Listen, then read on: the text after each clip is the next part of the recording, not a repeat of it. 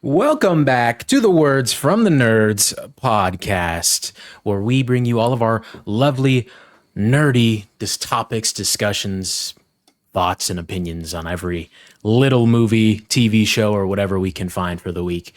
Except for last week, because last week we took a little bit of a chill week, but we're still churning things out for you guys. But I am joined by my two lovely co-hosts, Aiden and Benjamin. But we're gonna skip over how they're doing because we don't care how they're doing. You don't care how we're doing. So all I'm gonna say, a little bit of housekeeping. Remember, if you're on YouTube, you can leave us a comment at any time on this video before we upload the next episode, and we will read the comments aloud. From last week's episode, I believe we only have Memish last time I checked, but I could be wrong. Yeah, Memish. Yeah, only Memish. But Memish, we appreciate you always anyway, brother. 12 days ago. That's crazy to look at. That seems wild. Memish says, consistency on go mode, hashtag best podcast. Memish, we love you, brother. Thank you. He also says, I just had a little revelation / idea for you guys. What would be the likelihood of you guys all reacting to trailers on the podcast? I feel like that might be a good little segment for everyone. This is interesting, and we've talked about this before because we have done that. We have done that in the past. I think in our discussions, we came to the conclusion that a lot of the time it's just not really worth it, and it kind of messes with the flow of our new age way of doing the podcast. It's not out of the question. I mean, maybe for probably wouldn't be included in episodes, but maybe we could make, now that we're doing short content, we could all hop in here and record reaction to it before we record the actual episode, and then save that for a clip to upload to TikTok or something. It's a good idea. But yeah, as for doing it in the actual episode, that's probably not something that we'll continue to do. Especially because when I keep bringing it up, but the Spider-Man trailer, when that drops, I'm not watching that. So if we did a reaction to that, I'd have to just leave the room and then come back in after they're done talking about it and everything. Yeah. Spider-Man Brand New Day, that is. I want to clarify. Beyond the Spider-Verse, I'm watching a trailer for that. You got me tripping. Yeah. We don't even talk about trailers all that much. I mean, we talked about the Superman trailer and some of the other Marvel ones like Fantastic Four. I remember us glazing the Captain America trailer when that came out just because of how it was edited. But realistically, I mean, we've gotten questions about recent trailers that have come out or set photos and whatnot. And for the most part, I'm not even watching many trailers other than when I sit down in the theater. I'm way less likely now to see a notification for a trailer that dropped. I don't care as much to just drop everything and watch it for every release that's coming out. We could probably discuss them if we've all seen the trailer. We could Marvel Zombies. We didn't talk about that. I think that was a fantastic trailer though. I don't know if you guys watched it. Yep. Aiden did not watch it for audio listeners. Aiden is shaking his head. That went right over my head. Jesus. That actually comes out this week. I'm very excited for that. So wow. Keep up, Aiden. Keep up. Yeah, Jesus. I'm falling off. Holy crap. I don't know if there's just 4 episodes, or I don't know what the deal is with that. But excited for it nonetheless. And I don't know if it's going to be a weekly thing or if it's an all at once thing. I don't know. I think Ben's looking into it. 4 episodes all at once. 4 episodes all at once. Okay. I'm excited for that. I think the trailer looked really good. So I'm excited to see where that goes. The main takeaway, Aiden, is just I don't think you'll go out of your way to watch it, so I'll just say, but there's a scene of Spider-Man jumping in the air and he Stormbreaker. No, not that one. Not that one. I didn't even watch that trailer because that's another one. But the first one, Spider-Man jumps in the air and he whips onto the heads of a bunch of zombies and rips all their heads off with his webs. It's crazy look. I was like, dude, that's it's crazy. He can just do that, and we don't get to see him do that because he doesn't kill people, bro. Here we go, bro. Zombies are always free game, so true. They're just gonna let them wreak havoc. Zombies and stormtroopers. Stormtroopers. What about? They're Finn, just bro? all. Every stormtrooper, there's a fin under there, bro. Oh yeah, they there's utilized his character really well in the sequel. Okay, so does he doesn't matter then? We should just rip his head off like he's a zombie. No, I'm just mad because he could have been such a good character. They fumbled. Mimish also says, I just watched, The Conjuring. I don't know if any of you guys have watched it, but I'm actually kind of relieved it's damn over. I'm a sucker for horror movies. Like, I'll watch any horror regardless, but if it's bad or good, but this was just woeful in my eyes. But the ending was nice and quite soulful for a horror since it's the end of the franchise. But if you guys have watched it, what do you all think? I have not. I'm never touching any of those movies, bro. I'm not a horror movie guy, so like that's like super. Guys. Okay, the first two Conjuring movies are like actually pretty good horror movies, and James Wan just has a certain sauce. I will never care about, like I've said this before, I will never care about possession movies or ghosts or like there's literally nothing that you can do in there that I'm gonna find interesting or scary, like somebody just standing there, the door shuts, or you see a face behind somebody. Literally, that does nothing for me. So I will probably never touch those movies. I never go out of my way to see any movies of that sort. And Mimish has another question later, and I'll delve a little bit more on the horror stuff anyways. But yeah, I'm completely good on that. I will watch this movie at some point because I've actually seen all the movies in this franchise, which is there's 3 Conjuring movies, and then it's like 2 or 3 Annabelle movies and the Nun movies. I've seen all of those, which is like a weird franchise that I've seen all of. So I'll watch this at some point when it's on a streaming service. I had no care to go to the theater to watch it. Mimish also says, I'm always in a horror mood, lads. So I have one question. What is all yours favorite horror movie, and what is one you would suggest? For me, it's just Sinners, I guess, from this year. Like, jeez, I'm not a horror guy, man. But if I had to do like before Sinners, dang, bro, that's hard. I don't know. I don't watch a lot of them, so like. Maybe one of the recent Halloween movies, the first one, maybe the reboot of Halloween. I don't know. Besides that, like reaching in my bag is like Paranormal Activity when I was a kid. Sure, yeah. But those aren't good. I like looking back. I don't even have to rewatch them. I know they're not good. It's just people getting dragged by nothing. They're like, I don't know. It's just, I don't know. Whatever. Yeah. My go-to recommendation and one of my favorites is Get Out, which, I mean, it's popular. So Mimish is recommend Get Out. I know. But other one that I recommend, which is like kind of horror, but also like very thriller, is another James Wan movie called Malignant. I love that movie so much.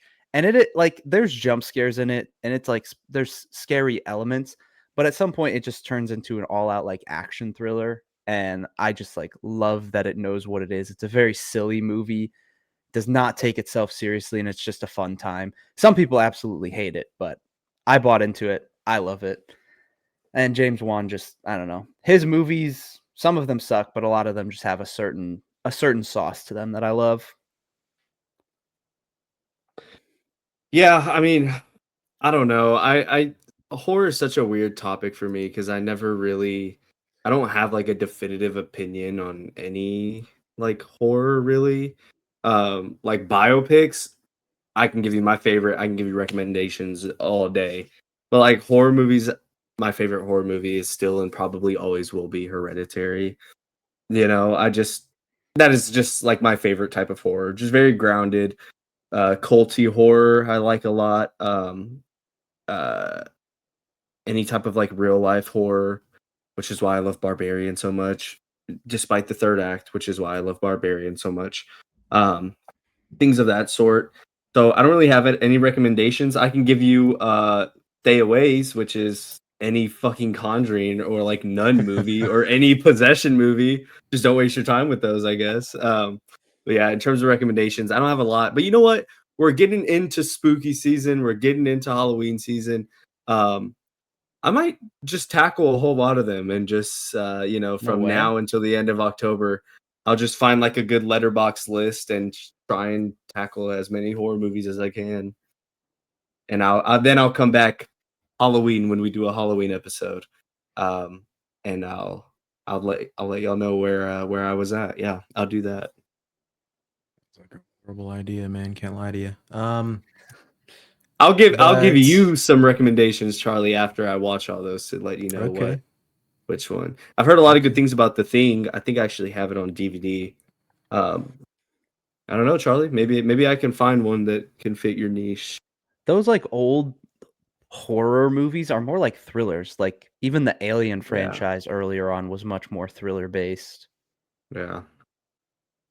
Yeah, how do you even classify horror? Like, classic like horror would would you be like The Shining. That is a horror movie. That's yeah, also a but really good like movie. I don't know if you guys have seen the Halloween franchise, like slashers, Jason, Freddy, there you go. Like how do slashers you though. classify? Those are Are those stinkers for me. would you call those horror movies, or would you call them like thrillers? I think they are Aside from horror the movies slasher genre. because they're slashers, but they're still jump scary. And then it's just like amidst jump scares, there's also like the gruesome kills, the slasher aspect of it. And then something like The Shining is more of a psychological thriller or a psychological horror thriller, I guess, is a way to put it. I will always prefer psychological horror. Get Out falls under that. The Shining, even the sequel to The Shining, Doctor Sleep, starring Ewan McGregor, that is a great movie as well. Those are two psych thrillers that I would classify those as like really good horror movies. I just think like slashers for me, they're so hard to do correctly. It needs to be combined with something else. Pure slashers, I mean, the most popular pure slashers nowadays are the Halloween movies, which kind of just finished, and then like the Terrifier movies, which those are literally just like gore for the sake of gore. So it's like, I don't know, those will be always way less appealing than some sort of psychological movie like The Shining or something like that. See, I love me a good slasher. Like, I don't know, I love watching the Halloween movies, and they're stupid, they're fun, they're just like very nostalgic and old-timey. I will always love my slashers, but I don't watch enough of them. So you we'll should see. go watch Hard Eyes then, buddy. Tell me if you love that I'm slasher good. movie. I'm talking about old slashers, all right? Not these weak ass black phones and these whatnot. these new age. Weak black phone. No, I like black phone. I'm just kidding. Oh yeah, like black phone. I love black phone. Actually, that's my answer. I completely forgot about that. I like black phone. And I do the like new black one, phone. the trailer for the new one. Oh my gosh. See, I don't know. I don't know if I like it. Yeah, I don't know if I like it. I don't feel that way. I'm not feeling that way. They're doing I feel a like they're lot, delving but I'm like, into, I'm in. Yeah, exactly. I feel like they're doing a ton where I'm like, whoa. I don't know. I'm in. Anyways. I'm in. Yeah, we'll talk. We'll talk. We'll have that discussion. Memish's very last comment says, I just saw Tron Ares set photos, and can I just say in advance, I'm so sorry, Ben, because I'm a fan of Tron 2, but these photos and videos look so bad. And on top of it, and to top it off, have Mr. Beast in the film. That's first I'm hearing of this. That's okay. So before I step into that screening, I'm saying to the Tron Ares movie, put the fries in the bag, bro. Mr. Beast is in that movie? I thought he was just in promotion. Yeah, he was in a promo. Really? He is not in the actual movie as far as I know. I mean, he might be.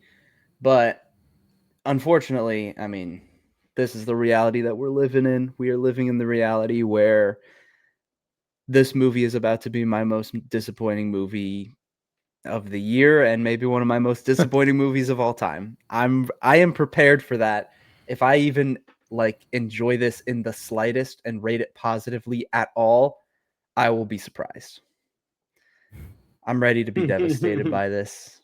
And to top it off, there are some cities that are getting an IMAX double screening of Tron Legacy into Tron Ares, which I would absolutely do that because seeing Tron Legacy on a big screen would be childhood dream come true.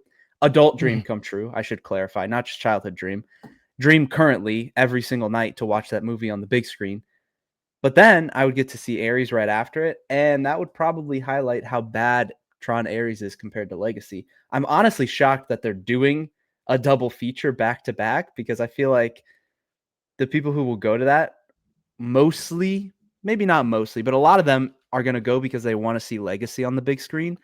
And then they're going to watch an absolute dud right after. Like they're really putting it all out on the table to show those movies in a double feature. So I don't know. Maybe they're confident in the movie. We'll see. I'm ready for the worst, personally.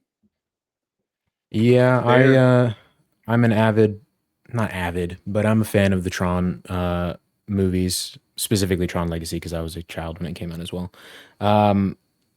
But honestly, I have absolutely no hopes on either side for Ares at all. So, yeah, I'll just wait and see what happens, I guess.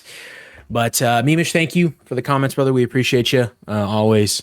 And again, I want to reiterate, if you guys are on YouTube and if you're on Spotify or any other podcast listening platform, you can leave us some fan mail or a comment, and we will read it aloud at the beginning of next week's episode. But without further ado, let's just get into what we've been watching since we've been gone for a week. Who do I want to start with? Aiden,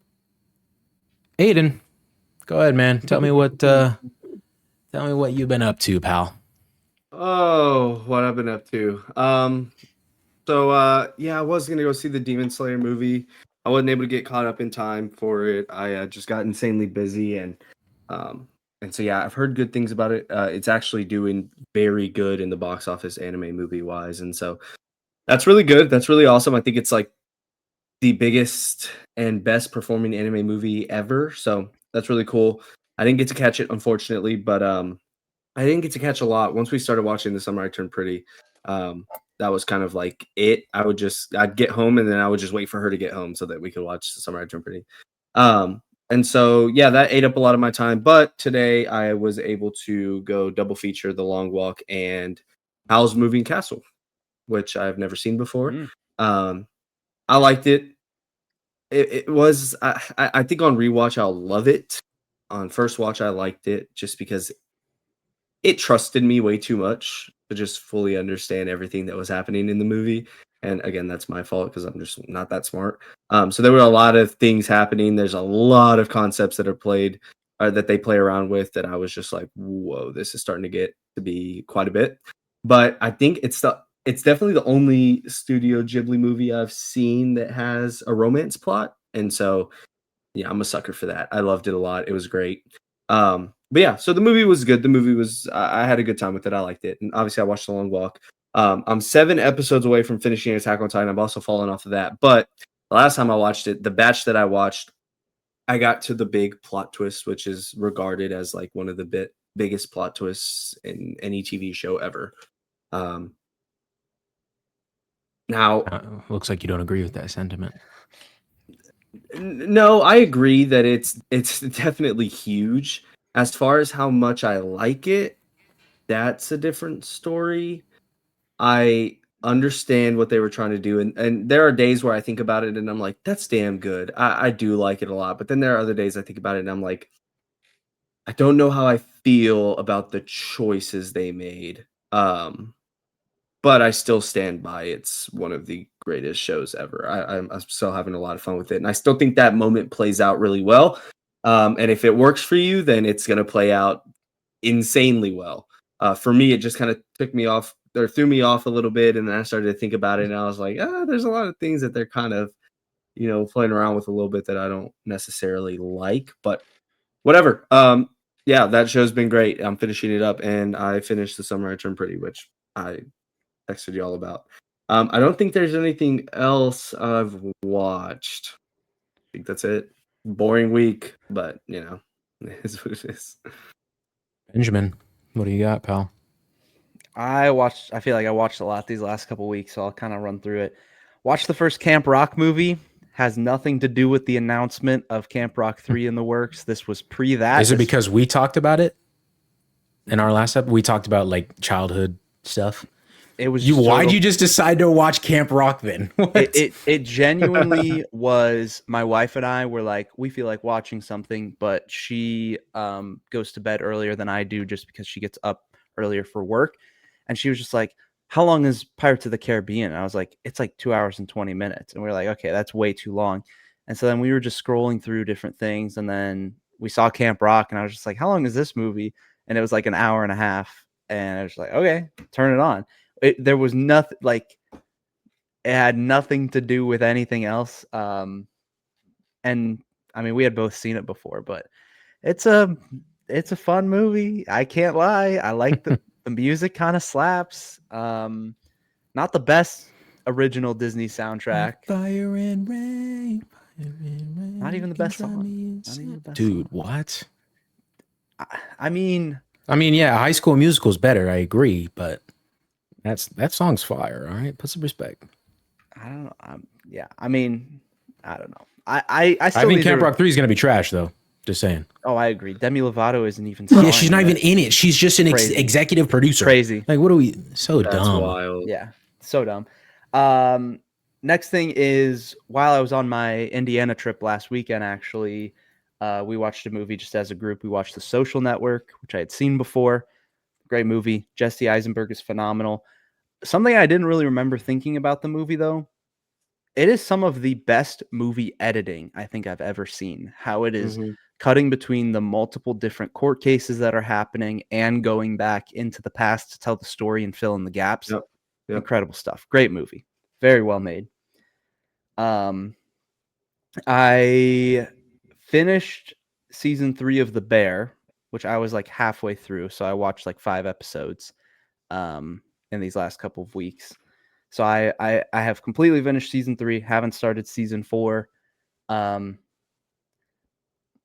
I liked it, and I did really like the final episode and where it kind of left things off. I think the final episode was one of the better episodes of the season.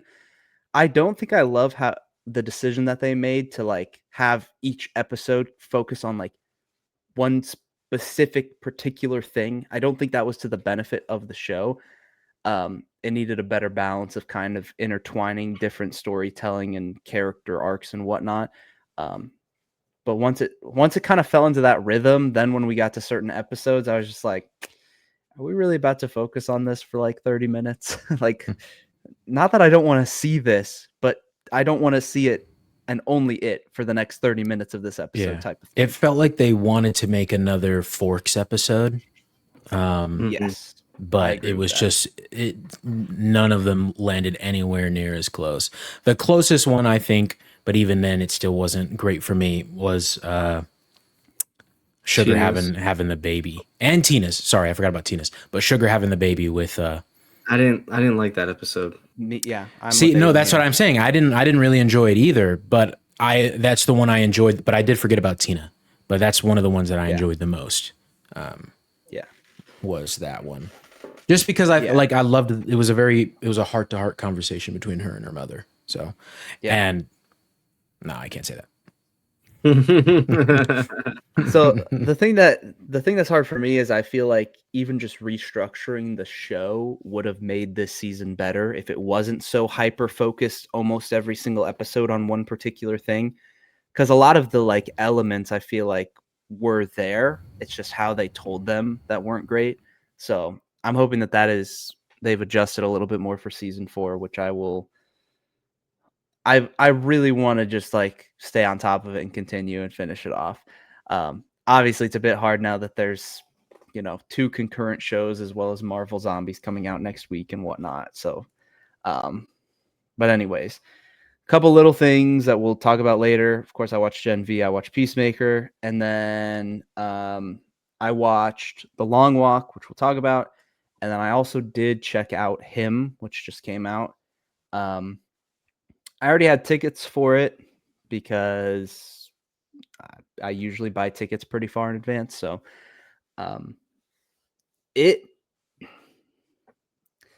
don't know. I feel like it's being a little bit unfairly treated and judged. I don't think it's as bad as some people are saying it is. It's not great. Absolutely, it's not great. It does have a certain sauce when it comes to just like visually, cinematography-wise, shot composition, editing. There's a certain sauce to it that I think is incredible, and the performances are really good. It's mainly just like the dialogue and then also the story just feels so shallow, and it could have gone a lot harder. But Aiden, a good movie that I could relate it to. This is kind of like, I don't know if you remember the movie Infinity Pool from a couple years back. Mm-hmm. I love that movie. I almost relate it to something like that, where it's like you're watching it and you're brought in to the inherent craziness of it, and there isn't they don't use the story for as much of like a social commentary or any sort of thing that you can take away from, as much as it is just like, yeah, you're kind of learning about this like cultish world and a person falling into it and how they're dealing with it. And then by the end, things get really, really crazy. That's the kind of movie that this is. And so I feel like it's almost being like too harshly treated, because I compare it to something like that. And it's like, I personally would take this over an Infinity Pool any day of the week. Now, I don't think either of them are great movies, but I gave him a 6 out of 10. So it was all right. Everybody's writing on this whole like produced by Jordan Peele. He did not direct the movie. He did not write the movie. He produced the movie. And you can tell, just because of how the movie is shot and edited, you can tell that it's got a bit of flavor of Jordan Peele. But it's definitely not his storytelling. It's definitely not his writing. You can tell that for sure. And then the ending of the movie will be a point of contention for people. I think it fit. I really liked it, and it probably brought the movie up a little bit for me. So it was fine. I wasn't mad about it. It's been interesting to see the social media reactions to it. But other than that, just keeping up on all the things that we're going to talk about this episode, which is a lot now that we have Peacemaker and Gen V and movies that we're talking about and everything like that. So it's been a good couple weeks though. I was sick and I was gone for a few days, so that allowed me to watch more, I guess, but it also kind of sucked. Yeah. Yeah, for me, same as these guys, Peacemaker, The Long Walk, yada yada yada. We'll get to those. Been watching the newest season of Rick and Morty a little bit. Been watching Snowfall a little bit as well. A little bit of ER. My girlfriend is watching ER. I don't really have a stake in the game though, so I don't really care about it. I just peek in every now and then and find out which doctor cheated on which other doctor and yada yada yada. Nice. But and also because we are going to Universal and Halloween Horror Nights, there's a Terrifier haunted house that's going to be there. I watched the first Terrifier movie. Funnily enough, that wow. Benjamin should mention that earlier a couple minutes ago. It's so bad. Yeah, no, thank you. It was really funny though, like when when he pulls out the gun for the first time, it was just so unexpected. Like, what the hell? Dude, the one thing you can give all of the movies credit for is, I think his name is David Howard Thornton, I believe is his name, who plays Art the Clown. Oh, okay. He is great. His physical comedy is great. That gets even better throughout the movies. And the movies, I would say they get better. The first one is just, it's so low budget. You can tell they start to look like real movies as time goes on. Okay, that's good to know. We were gonna watch the second one the next day, but we didn't end up doing it. We will get to them though before our trip.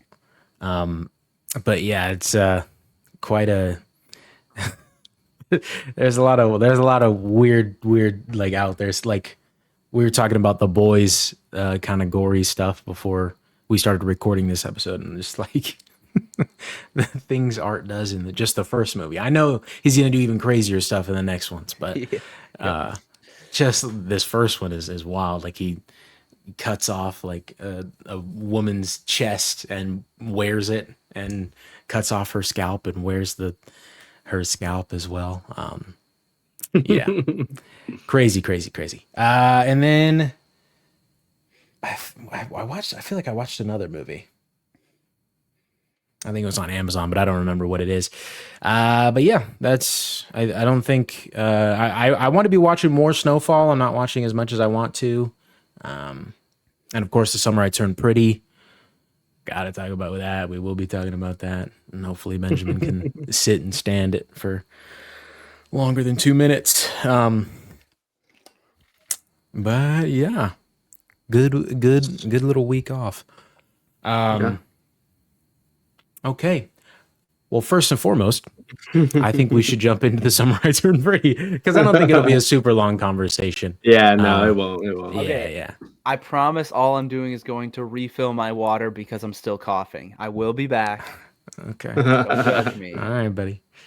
Okay. So you got to fill me in first and foremost on everything you thought about season 3. In the build up to the finale. Not quite the finale, but just everything you thought about season 3. Because specifically, dude, I was biting it so hard, and it was so funny. I gotta say, last week or the week that we talked about it, with your theories, and you were saying Maddie can't hold anything from me. She always has to. Dude, when you said that your theory was that, and she's like, okay, yes, I was like, yo, she got your ass good. That's me, bro. She cooked the shit out of me, because like she always does that. She's always like, okay, fine, I'll just say this, or like she's always like, pay attention to that, and I'm like, girl, I know, bro, like I know, I'm watching. So yes, I should clarify that at this point in time, I was only a couple episodes into season 3. I saw a spoiler that there was a wedding fallout and Belly went to Paris, right? So those were the two things I saw. I confronted her about it, and I said, was it Laurel? Like, who is it? Is it Laurel? And she said yes. So this whole time I'm thinking, okay, it's Laurel. Now let me spin off of that. Like, who is it? Are they going to get remarried? Which I think her and John will still find their way back to each other. They teased it all season. But anyways, yeah, I had no idea that it was Belly and Jeremiah. So I'm sitting there after everything happened. So Jeremiah cheated. I'm like, Jeremiah's a scumbag. Like, Conrad's sitting in therapy. I'm like, okay, I'm seeing the vision. The growth. I'm seeing the growth. I'm seeing the vision. And I knew that was going to happen, right? And so I still stand by, yes, Jeremiah was better for her back then. He brought her everything that Conrad couldn't. But he cheated on her, right? And like that was the absolute most foul. Conrad could not get her out of his head. And so he also became super whiny this season, I have to say too, Jeremiah. Just beyond the cheating, 100%. Super like about the cake and whatnot. Entitled, whiny, dude. He got complacent with Belly, which I don't think Conrad ever did. I think Conrad was more so just dealing with a lot of outside factors, and also, as we see, he was scared of loving Belly as much as he did. Anyways, so I get to the cheating stuff, and I'm like, all right, bro, nah, like get Conrad in here, like, this is bad. Belly's in a bad position. And then he proposes and says, do you want to get married? I'm like, oh my God, this is the wedding. This is what I was seeing. And I was done for. I was pissed, bro. I'm like, no, what are we doing, bro? Like, oh, I was so mad. I'm like, dude, Conrad's right there. All we need is Belly to give him an inch. And this motherfucker proposes to her. So I was very heated. I was very upset. Every time that they sat together and talked about it, anytime they talked about it in the same room as Conrad, but all that alone time with Conrad, bro, I was just sitting there just seething. I'm like, come on, bro. It's there. It's right there. And so that buildup was really cool. But yes, I was completely, absolutely horrendously wrong when it came to wedding stuff. And then we got the wedding fallout. So I want to know what your thoughts were, because obviously you watched this week to week.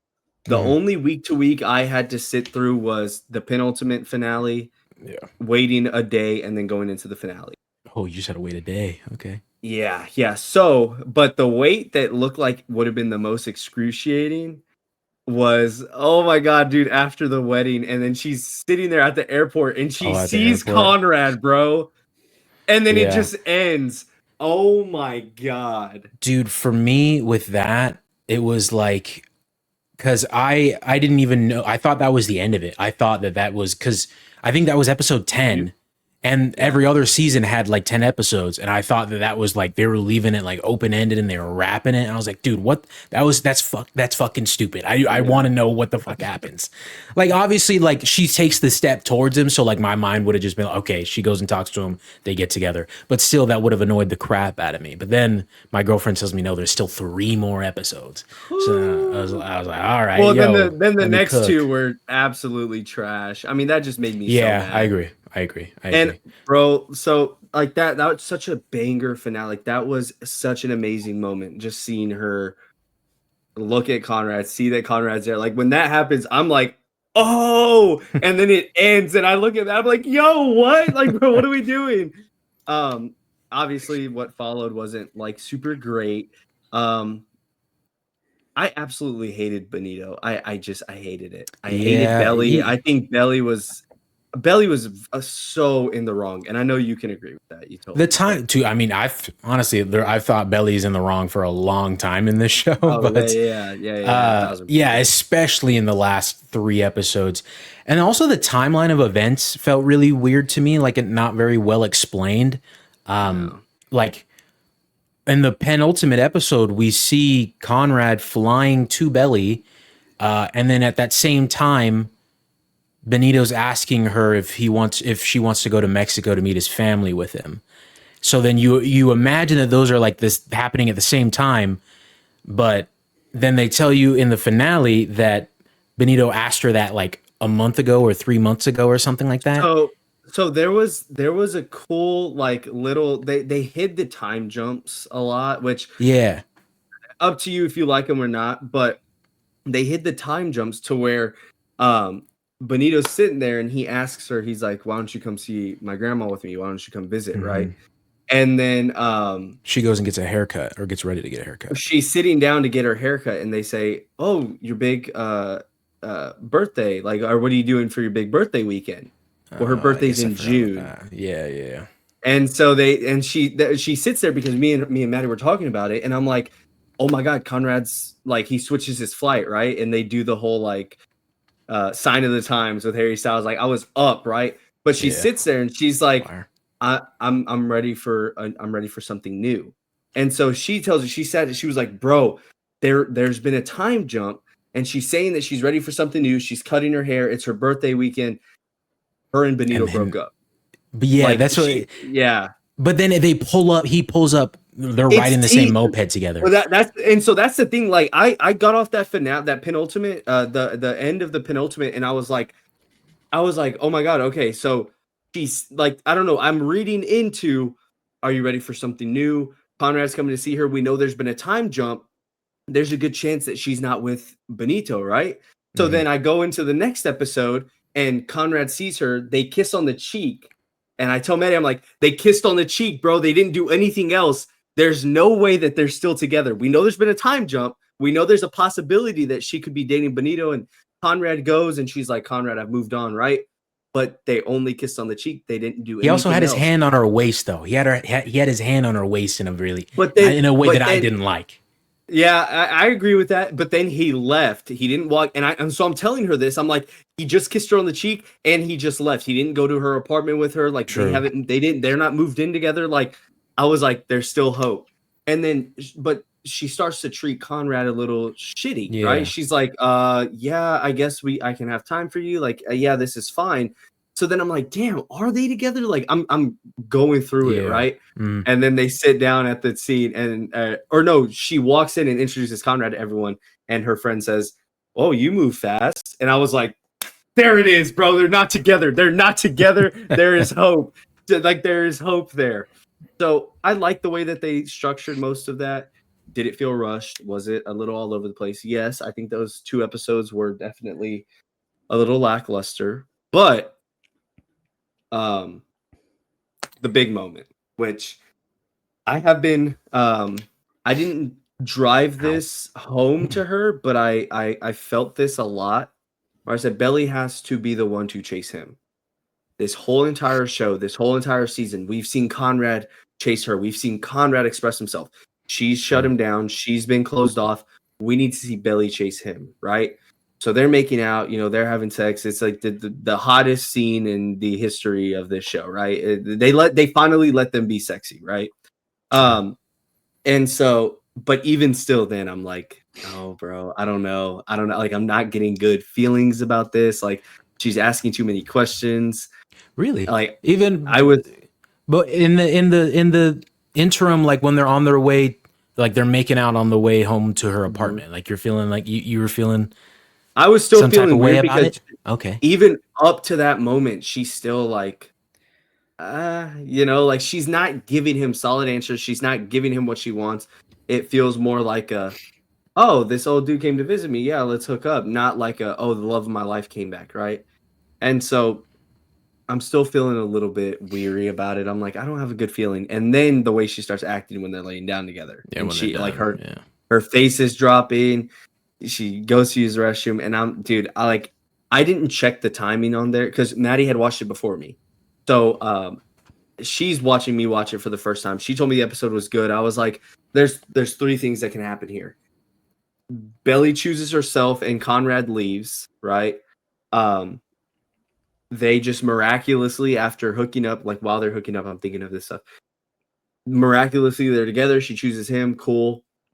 Or another option, whatever. But there's like a big cliffhanger of like, oh, I have to go get him, and she runs to go get him, and then it cliffhangs. But I was like, she said that this episode was good, so like I'm nervous, bro. I'm sweating because I'm like, bro, just give me what I want. Just have her choose Conrad. Like, just give me the ending I want.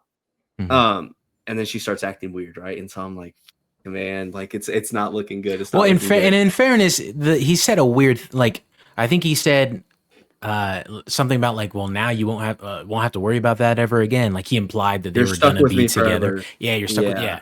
It's like, that's not you shouldn't have said that right there. Like there's no commitment to any sort of thing there. Like that was just like a hookup thing. But that sucks because to him, he's gonna take anything he can get and be like, oh my god, Belly's in love with me. Yeah, I'm taking it.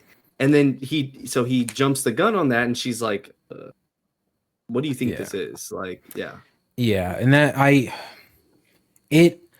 that is my biggest flaw with the whole thing. The whole finale is at the very end there, because I mentioned like I was seething. I was so mad at her especially because you compare it to just 3 episodes prior when the wedding was being upended. She told Jeremiah, like, I'm always going to love Conrad to some degree. Like there's a part of me that's always going to love him. But now you're telling him, and granted, that's not saying she'll love him like with her whole heart or anything like that. But still, then you get to this point and she's like, I just can't be as sure about loving you as you are about loving me. And I'm like, that's wishy-washy. That's not making sense. Yeah. And then the thing that makes her come back from it being a photo of her when she was like 5 or 6 from her mom. I didn't love all that. And it was such like an instant change. Like, I don't know. I didn't like that. But at the end of the day, I do love like where we got to. Yeah. And I can see that. And the reason why I didn't have a big problem with it was because of that conversation they have, where obviously she's had a lot of time to think about it. She even tells them, like, she even admits to, yeah, maybe I ran away from all of my responsibilities. Maybe I just didn't want to think that, maybe I just wanted to show myself there's something more out there. Like, is it really just Conrad? Like, I've wished for Conrad every birthday. It's always been Conrad. She goes to Paris, she gets with Benito, and then she makes all these new friends. Conrad is still there a little bit, which is what she tells Jeremiah. I'll always have some love for him. That's just how it is. He's my first love. But she goes to Paris and she has all these new connections, has all these new relationships. And Conrad's just kind of like in the background. She's avoiding all of it. She's pushing all of it off. She doesn't go back to visit. She doesn't go back to see anybody. It's all just in the back of her mind, right? And then Conrad shows up. And that's where she gets scared. That's where she gets horrified. And they hook up and then they're sitting and talking. And that's where she says, well, I feel like a lot of it was just you wanted to date me because you saw me first that one time. Like, maybe it's just because your mom was dying, and maybe it's because what she wanted. Like, I don't know. In that moment, she seemed more scared than sudden changes or, going back on her word, because she's pushed all of this away for a whole year. For a while. Yeah, like, Conrad does not exist. She's trying to make Conrad go away. Conrad shows back up. She gives in a little bit, and then she takes a step back and is like, I'm going against what I came here for. And she's scared, and she tells him, like, part of me thought that, maybe you just wanted to be with me because your mom was dying. He says no. He leaves. She sees that picture of her in Cousins growing up and before Paris ever happened. And I think in that moment she realizes, I haven't changed. And she says it, I haven't changed. I'm not someone completely different. I tried to push all of that away, and I tried to pretend like I was, but I'm still this little girl. And this little girl loved Conrad, and I still love him. And he's about to fall out of my grasp forever now because of what I just told him. Sure. And that's where she's like, I have to make a decision on my own, and it has to be mine.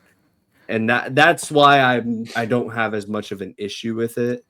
Well, and something else I'll also say is like, she can say that she tried to push it away all she wants, but like, she also told him that his letters kept her going there for a while. Like she openly told him that like the letters that he was sending her, she kept reading them. She loved them, everything about them. So she was not trying to push him away. I don't like as hard as like she thinks she was. I don't know. But then also, this is a Cinema Sins thing.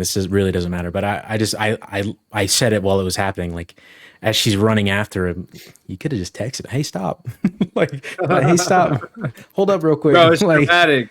Dramatic. Yeah, I get it. It's gotta drama. Drama is cool. It's gotta be cool. But yeah, and speaking of like the bedroom scene, another line that I loved from Conrad. Changed everything about myself. Yeah, I changed everything about myself, but I could not stop myself from loving you, dude. Because it's so true. Because had me bawling, bro. Yeah, man. It's so good. It's so true. Because like, I did not like the previous Conrad. The previous Conrad I thought was a whiny little bitch, and he has gone to therapy. He's made the changes. He's still like depending on how you look at it, he's probably still a little bit selfish, like revealing his feelings to her a week before her wedding or a couple days before her wedding, yada yada yada. To me, it's about damn time, bro. And that's the thing. Like stick up for yourself. Like that. That's why I say depending on how you, because I feel like everybody gave him crap in the show for it, but I was like, I mean, like, dude, like, you gotta. He's never been selfish his brother. Before.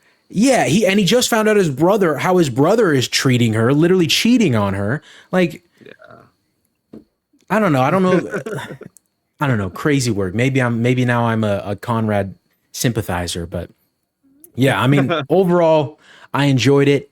I'm a little iffy on like what they're gonna do with the movie now, because like I had heard before when the movie was announced. Yeah, like I heard that it was like an open-ended ending, and so like. It's really not now that I don't know who I saw say that, but like, I just don't like where's the drama going to come in a movie now? Like that's what I was telling Maddie about. I'm like, now that it's finished, I'm like, I'm kind of worried because if you want to present a movie, even if it's following after a TV show, even if it's coming after 3 seasons, whatever, it has to follow the structure of a movie. You have to have some kind of conflict in there. You have to have a resolution. There has to be some kind of drama in there. Now, what scares me is where is that drama going to come from? Obviously, it's going to be their wedding, because we still have to see what Susanna wrote to her in her letter. That's the next big thing is Conrad and Belly's wedding. What scares me is what happens there. Like what the drama in there or what happens in there can make or break a lot, because if there's anything that involves Conrad and Belly being on rocky terms and then they get married, that's going to be a little scary for like, mind canon or head canon, going forward.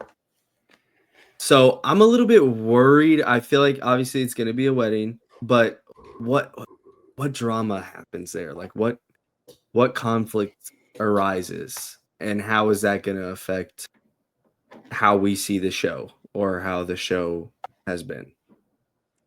Yeah, that's what I imagine they're gonna focus on like her parents to some degree, because I'm not satisfied with how that ended. And I know you just mentioned that. But it felt like they were building up to something that never really went anywhere, and that was just kind of pushed to the side. And also Adam and everything that happened with Kaylee, and that's all kind of just pushed to the side off screen. Kaylee just ended things with him for whatever reason. But I imagine like maybe some of that stuff will come into play, and like obviously we'll focus on Jeremiah to some degree.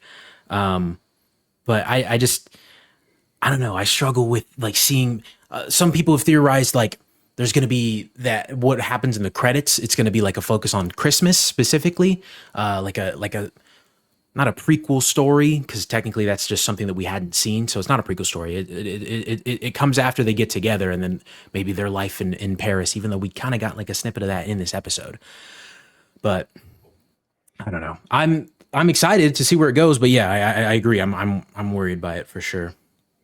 Seems like just trying to, which like I know Jenny Han, like as an author, like she more typically does movie stuff. Like she did the P.S. I Love You movies or whatever, and those were smash hits on Netflix. Maybe, I don't know, but so now I imagine going into this, she's hoping that this movie will also. I don't think this is gonna be more than one movie or anything like that, but I mean, hey, I'm not. I'd love to see more of the drama. I'm here for it. So. Yeah, I was very satisfied. I went into it saying that we need to see her chase him. We need to see her be the one to initiate some of it. So then whenever she drops the bear and runs after him, I mean, I was absolutely up, And then everything that came after that couldn't have asked for more. It was a beautiful bow on top of what was already a really fun season. So. Oh, and then all this stuff that whenever they're drinking and he does find out that he cheated on her, and then the beach scene, like, oh man, the beach scene is so damn good. Oh my you're having your wedding at a country club, like this isn't you. Oh my god, bro, I was like, yes, spit, bro. I've been waiting for this. I think he's, who are you? I had been waiting for him to just stand on business with her. And then I was waiting for her to be the one to initiate chasing after him, and they nailed it. Yeah, very excited. We'll see what happens with this movie. But speaking of movies, let's jump into our movie of the week, The Long Walk. And Benjamin, since you've been sitting so patiently on the sidelines, I think I'd like you to start with your thoughts. We have to do a reaction first. Oh yeah, I guess. Do we really care? Do we care about the reactions for The Long? What? Let's go ahead, man. I thought we did it for everything. Sure. Yeah, I guess so. Yeah. Why not? Okay. Reactions. First reactions, initial reactions to The Long Walk. 3, 2, 1.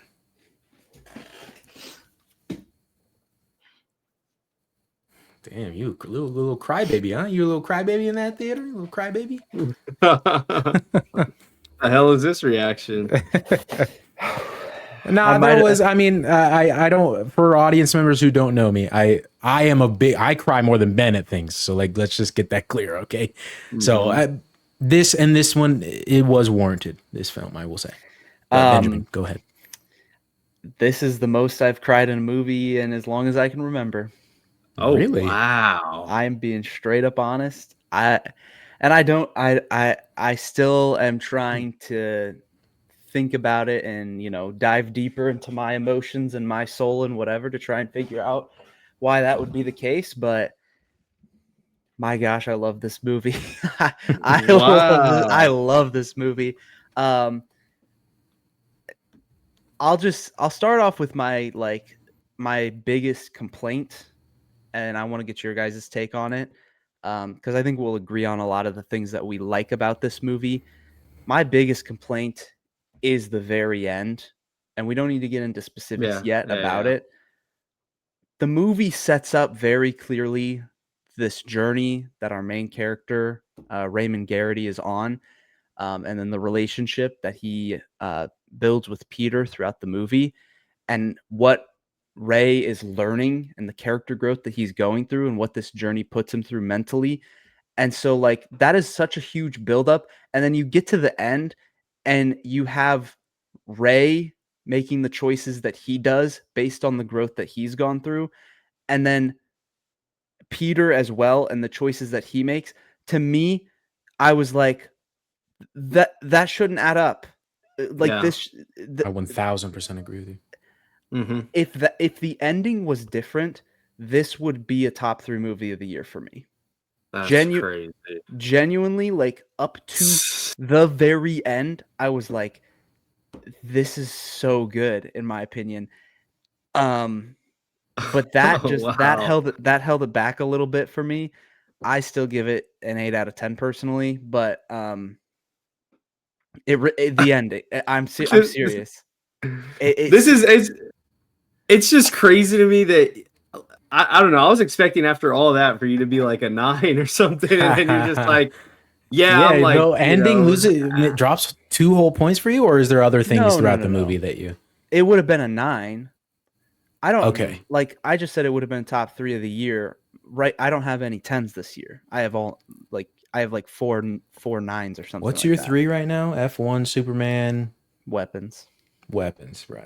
Yeah, I like crazy. Weapons, Sinners, Nija 2. Then this is 6th. That's where it falls because of. So it went from 3rd to 6th. What would it have knocked out of the top 3? What's your Weapons? Weapons. Okay. Yeah. But I mean, it drops it, and maybe a full point is not like a crazy thing to drop, but it truly was like a little bit of a slap in the face. And if they're adapting it from the book, it's almost to the like character at the very least. Yeah. Yeah. It's like, I can't be too mad if they're following the book adaptation, but also that's one of those things where if it's a crappy book ending, then like change the ending. Like, I'm sorry, but it just, it didn't work. So that's the place I wanted to start because that was my biggest fault of the movie. And other than that, like, I don't really have any complaints for the movie. And so I wanted to start with that and get your guys' take on it as well. Yeah, 1000% agree with the ending because like it as you put it pretty succinctly, I think it's a slap in the face to Peter, his character and everything that like he tells Raymond, and more so Raymond because like he gives up what he wanted to do because he literally tells him, I just don't see the world the way you do. I don't see the future the way you do. And so, and then he just goes and does what Ray was going to do anyway. So it's like, I mean, I don't think I feel as strongly about the film overall as you. My girlfriend also really loved it. I don't know what she'd rate it out of 10, but she likes it more than I did. I think it's a great movie for in an allegorical sense. Like a lot of great allegories for life in general, war, et cetera, et cetera. This actually, that's something I forgot to mention in what I watched. This movie made me look up and watch a documentary about the Vietnam War because I that's when he wrote the book. Was during the Vietnam War times, and there's so much I just didn't know about it, and it's just so happened Netflix dropped one that came out this year in 2025, and it's like a 5-episode thing. But yeah, I think it's really good in the messages that it wants to convey, but I don't know. I found it to be somewhat repetitive towards the very end. Like it was very much just like, okay, let's get this character out of here. Let's walk this character off. This character's given up. Now this character's given up, and et cetera, et cetera, et cetera. I get it though, and I had a whole conversation with my girlfriend about this, because I don't know. There's similar things of like I also don't love the idea that like they're the 4 musketeers, right? And somehow they didn't know that the one guy had a wife, but he told the random guys at the start that he had a wife, and I just don't like why did he tell the random guys at the start, but these dudes he was buddies with, he did not mention that at all. And They that just explain seemed that. How do they explain that? So when it was revealed later on that he was married, He got clowned on. Yeah, they said he brought it up at the start and then he got clowned on and then decided that he didn't want to tell anybody else. It wasn't just like, oh, I trust this random guy more than the four people I become close with. I don't like, I'm sorry. I don't like that. I don't think just so you get clowned on by random dudes at the beginning, but 3 other dudes that you became friends with on this walk, you still don't think that like, that's not something that you'd want to disclose to them. Like, I don't think that that's a good way to explain it away, but I mean, whatever. I saw it as just a way to throw in a thing for there to be some tension and drama when they're talking about his wife, and let's all unite and decide to do something for his wife here at the end. Like, you could have just had that information earlier in the movie. And I'm splitting hairs here. Really, at the end, in the grand scheme of things, it probably doesn't matter that much. But I don't know. It's just a weird way to convey information, I think, when you take into account the relationships between these characters. I think it was great what they did right at the beginning, setting the tone for how brutal this is. I think the most brutal death, maybe not the most, but one of the most brutal deaths was the very first kid, the little kid who probably wasn't even 18, wasn't even old enough to be doing this. And it's just a close-up shot of like his face getting blown away. Like, that really like chills. I felt chills. I was like, holy, this is real. And I agree, it's very heartbreaking. It tugs at your heartstrings a lot. But for some reason, I didn't cry at all. I didn't care a whole lot. I teared up a little bit, but like, it was nothing crazy, man. Yeah, like I mean, like it's endearing, and like, I was a part of the journey, and I was there for it. After you walk through, a city, and then you get rain, and you get a steep hill. After that, there's not much more you can do, really. It just starts to get a little bit. I'm like, okay, yeah, somebody gets tired and then dies, or like somebody tries to fight back and dies, or somebody does this. And so for a while, in that like 20 minutes in between the ending and then coming out of like their last little mile that we get to see, there's a good chunk right there where I'm like, all right, let's wrap it up. Let's go ahead. Like, there's not much more you can do here except for just have some more conversations. Like, we got the concept, we got the gist of everything. Now it's time to see how all of this unfolds. These people are gonna fall. We already know. Like, we got our 2. Just show me how they go out, and let's see how this ends, because that's what I'm captivated by, is how this all goes down. But yeah, I mean, it was endearing, and it was a great friendship. I didn't cry, tear up, or anything. I was like, oh damn, that's crazy. And then just the movie ended, and I was like, all right, cool. The times that got me, and I guess spoilers for the long, the times that got me were I forget their names. That's another thing that I was like, dude, they're just throwing so many names. I mean, like, I know Ray, and I know Peter, and I know the son of the major, which is Stibbins. Yeah, whatever. Like, I didn't know anybody else, but the guy who had the wife, when he tried to resist and whatever, and then the one other guy who was one of the 4 musketeers ran over to him, and like, he was holding him and everything. I was like, all right, this is pretty sad. This kind of got me a little bit. And then, honestly, it seems telegraphed for me, but it didn't really, I didn't feel anything, was with his mom and him like apologize. I'm so sorry, Mom. I'm sorry. Like, I didn't feel anything for that. And then the other 4 musketeers guy, which I say that, but I didn't even know his name. So I guess maybe it didn't hit for me. That Art. Thank you. When he was giving up, and like, he had like it was a nice goodbye. Like, they were all like, he's saying, I'm going to give up, guys. And like, he had a whole little moment about it, but still I have a problem with that, because that's also in the, okay, let's get rid of this person, get rid of that person, get rid of this person. You kind of like, there hits a moment where you're like, all right, if they were going to do anything crazy, it would have already happened. So now I'm at the point where I'm like, all right, I know who our final 2 are. I know how that's going to play out.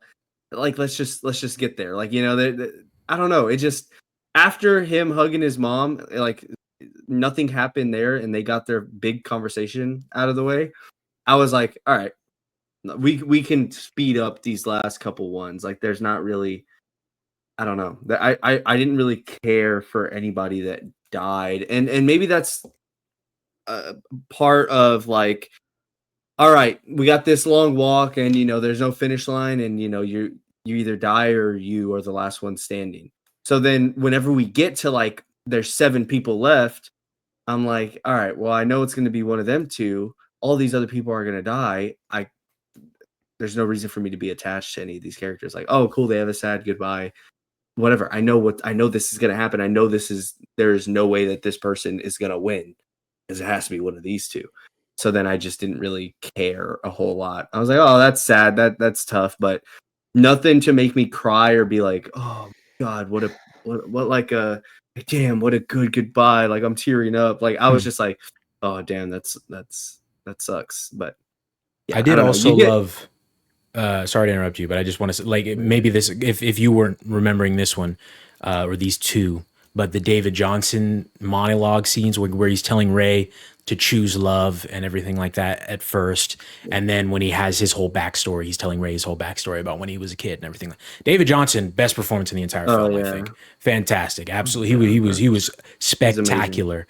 Like because like Alien Romulus, I had my thoughts about that movie back when we talked about it last year, right? And I don't think he was a standout for me back then, but like he stole the show for me this time around. I thought I got a little bit of, I bring those up because I got a little emotional during those scenes too. I don't know if you did, but no, I didn't. I mean, they were nice, and I can acknowledge that they were nice, and it was a great conversation. It was beautiful. But yeah, I mean, I don't know. I kind of just felt like I was just like, oh damn, I'm locked in on this. Okay, this is crazy. Like I see the structure now, and then the movie ends, and I'm like, all right, yeah, that was pretty good. I had a good time with it. Like that was pretty much the extent of emotional value that came out of it for me. Other than that, I mean, yeah, I didn't really feel too bummed out or attached to anybody actually at all. Not even David Johnson. Peter and Ray. Yeah. I didn't really feel too attached to them at all either. I was just kind of like, we're in this situation. I just want to see how this situation plays out. I'm not really attached to anybody enough. And then the ending fucked it for me also. So yeah. I also have a problem with. Tap me in. Yeah, well, hold on. One last thing. I also have a problem with, like, it for Peter and Ray specifically. I don't know if it was their acting. I want to say it's not, but just it didn't seem like the walk was taking that much of a toll on them at all. Not at all. I'm like 350 miles. Yeah, what the fuck? Especially Peter, David Johnson's character. Like he seemed as fresh as he did right off the rip, bro. Like he was walking the same speed. Well, they all walk in the same speed, but he didn't seem like he was limping or anything like that. At least like Ray stumbled every now and then, but like. And he had to lose his shoes, and we saw how his feet were bloody. But it's like, you're showing me that, but you're not showing me like him actually like suffering with that at all. It doesn't seem like. So I don't know. Maybe I just missed some things. No, when I saw day 4 and 350 miles, and then it cuts to David Johnson, and he's just yeah, bro. Like chatting it up and laughing. I was like, what, bro? Like I don't know. I feel like they should have cut it down a little bit. Like cut it to like 2 days. Like there's no way. There's absolutely no way that they just, I don't know.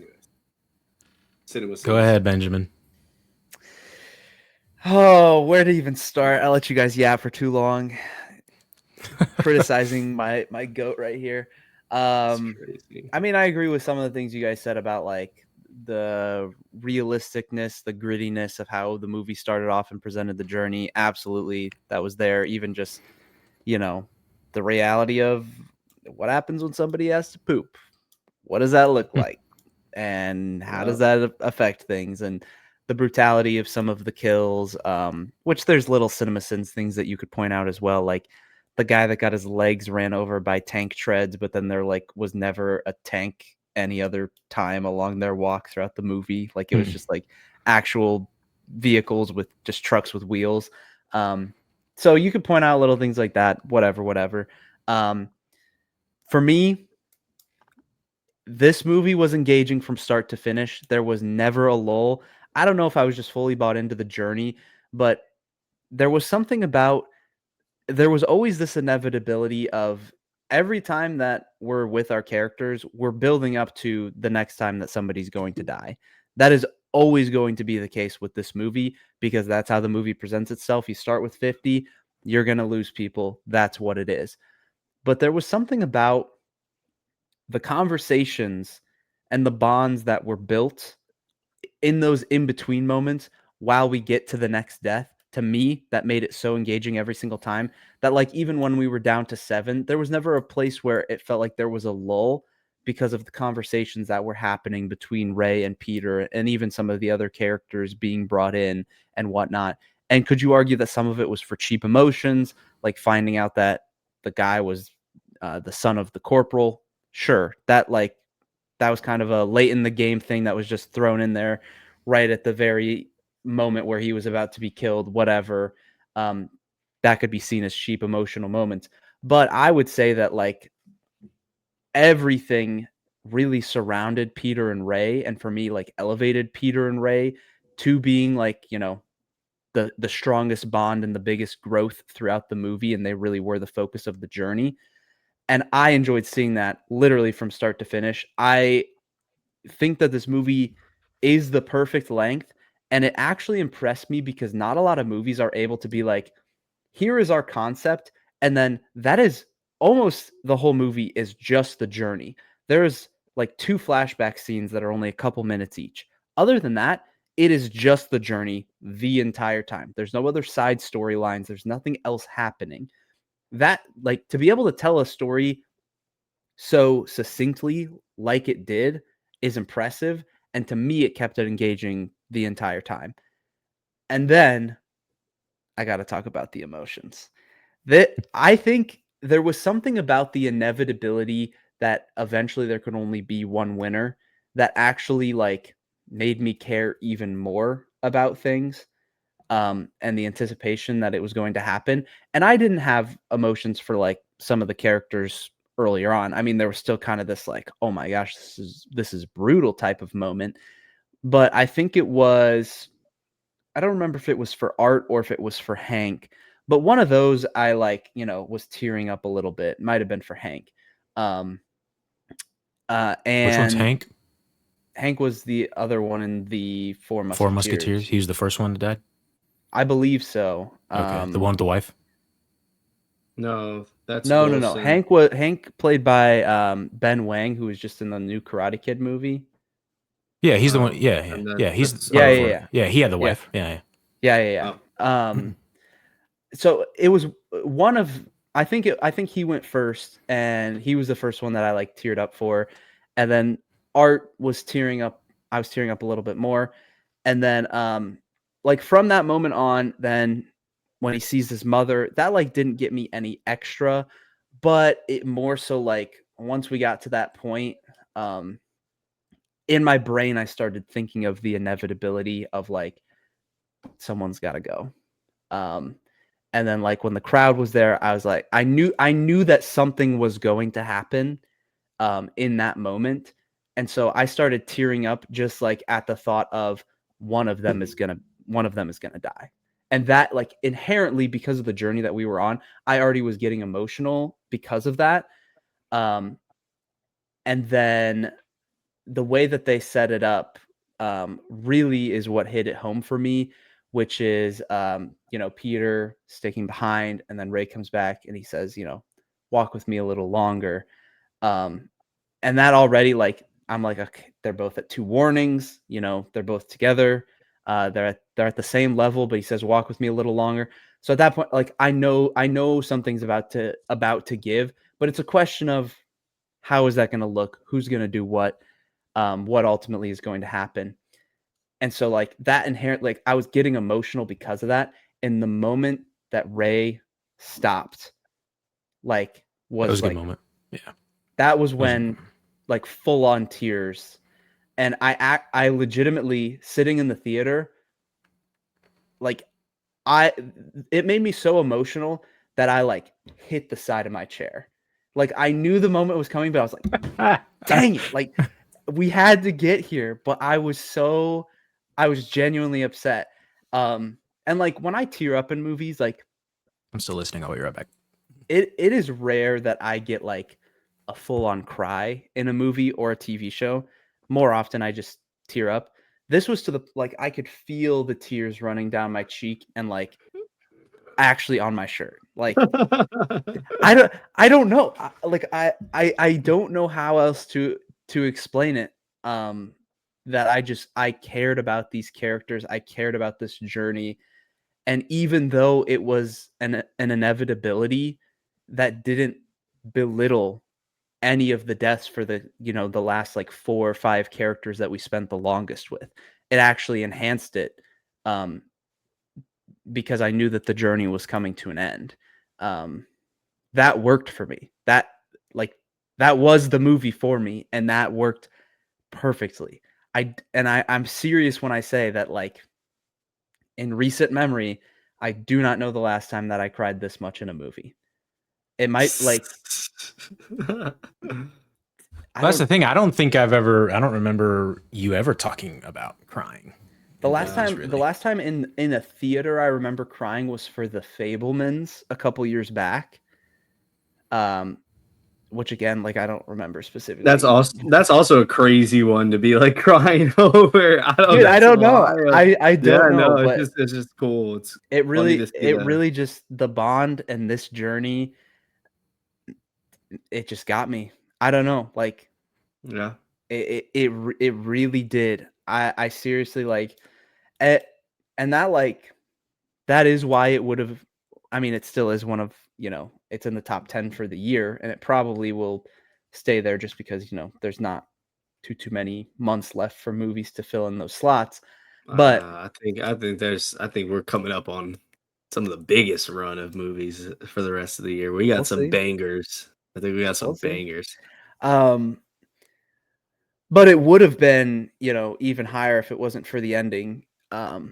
Just like for Ray to, make the choice that he does and say, Peter, I can't see it, you can. Then for Peter to, immediately throw away his beliefs. Mm-hmm. And to me, the whole movie surrounded, like, with Ray and Peter's relationship. The whole thing was Peter showing Ray a different perspective on life. That was the whole thing. So then for the ending to be Peter throwing that away after Ray's gone is like, I'm not there for that. I'm really not. But everything else up to that point, I loved it. I mean, and then to have the gall to say that it's for Ray, like, Ray did whatever. From a perspective though of pacing, of editing, of character work, of acting, all of that, like, you could say, okay, like, story-wise, this isn't like a crazy concept. Simple concepts executed well can turn into like some of the best movies. It really can. You don't need a crazy concept to make a great movie. Everything else, though, I thought was absolutely dialed. So I was loving it throughout. It really is just the ending that brought it down a little bit. But still, even like when you guys are saying, didn't get too emotional or tear up or cry at moments, it's like, that's fine. I wish I could more properly explain why it meant so much to me. Because I even, finish the movie and walk away from it and go like, I haven't cried like that for a movie in a long time. Why did I? And I don't fully know that answer. And I don't know if there's a way to even like think through that and process that to actually figure out why I connected with it so much. But I did. Like, that's how it made me feel. I loved the journey. I loved the characters. And I also don't remember the last time that a movie like pissed me off because of my sadness.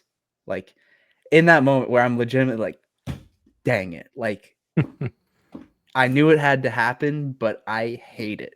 like being so mad at a movie because of that. I don't know.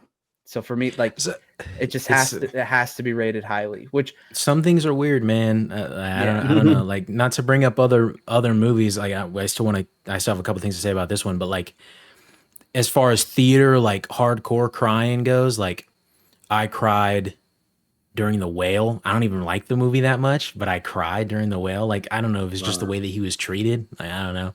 Cried during The Whale pretty hard. And then the other one that comes to mind is what's it called? With Ben Platt. Dear Evan Hansen. That one. Really? I cried. Yeah, I cried pretty hard No during way. Dear Evan Hansen. Don't know why. I really don't know why. Yeah. Sometimes it's just when you feel it, you feel it. But also, Hank has a wife, yet his wish was going to be 10 naked women. What's that about? What's up with that? And that's why it kind of felt ham-fisted to me. It's just like they throw in that he has a wife after he's dead. He was just saying he was going to wish for 10 naked women, dog. Like, what are we doing right now? Yeah, that's how I felt whenever he's like, I'm the major son. I'm like, yeah, no, that's another thing. That was such a nothing reveal. That did not matter at all. Why I was like, that? I would have rather seen somebody else in third place than Yeah. just putting him here for that reason. Like, I don't know, or like have that conversation earlier. You know, why does that have to be we're down to the final two because of this moment? Like, Yeah. there was a cool I think it would make sense if it was him. So I'm gonna say this in confidence, but whenever they're calling the numbers and getting the dog chains and whatnot, the major tells him, good luck, boy, or something like that. Yeah. And I was like, Good luck, why did son, he yeah. single him out? Oh, that makes sense now. So Yeah, pretty cool we didn't detail. even mention Mark Hamill is great. Plays a really crappy general very well. I mean, not like he has a hard task, Sure. like Yeah. he's wearing sunglasses. He doesn't have to emit emotion, have a deep voice, and yell at a bunch of kids. Like, I don't. Yeah. But I will. he did the role well. I will say just one thing I picked out. Whenever they first walk up and he like introduces himself and says what's up, and he asks him how much he weighs, and he's like, oh, I'm 178. And he's like, oh, I'm 177. I was like, maybe he'll win because like maybe that's them saying like, oh, he's a pound lighter. Like maybe that's like kind of foreshadowing. And it was. And I was really proud of that. I was like, I like that. In the I like that book, little touch. though, Ray won apparently. So Yeah. And then Then did did Ray end up killing the general and that was it? I don't know about that. I know he kept walking. I thought Peter did. Yeah. I thought I read that he like held it up at him and then the general said, like why are you doing this? You know, if you kill me, somebody else is just gonna come up in your place. And he just continues walking into like nothing. But they did say that the church lady that showed up in the black, apparently there's like an alternate ending that'll be attached to the DVD where that was shown to test audiences where he turns and walks and he sees that lady and he's like walking to go see her because he sees her multiple times throughout the movie in the original the one they showed test audiences that didn't test very well. So I just looked up just the book ending and got a couple summaries. So in the book, Peter is the third to last to fall. Yeah.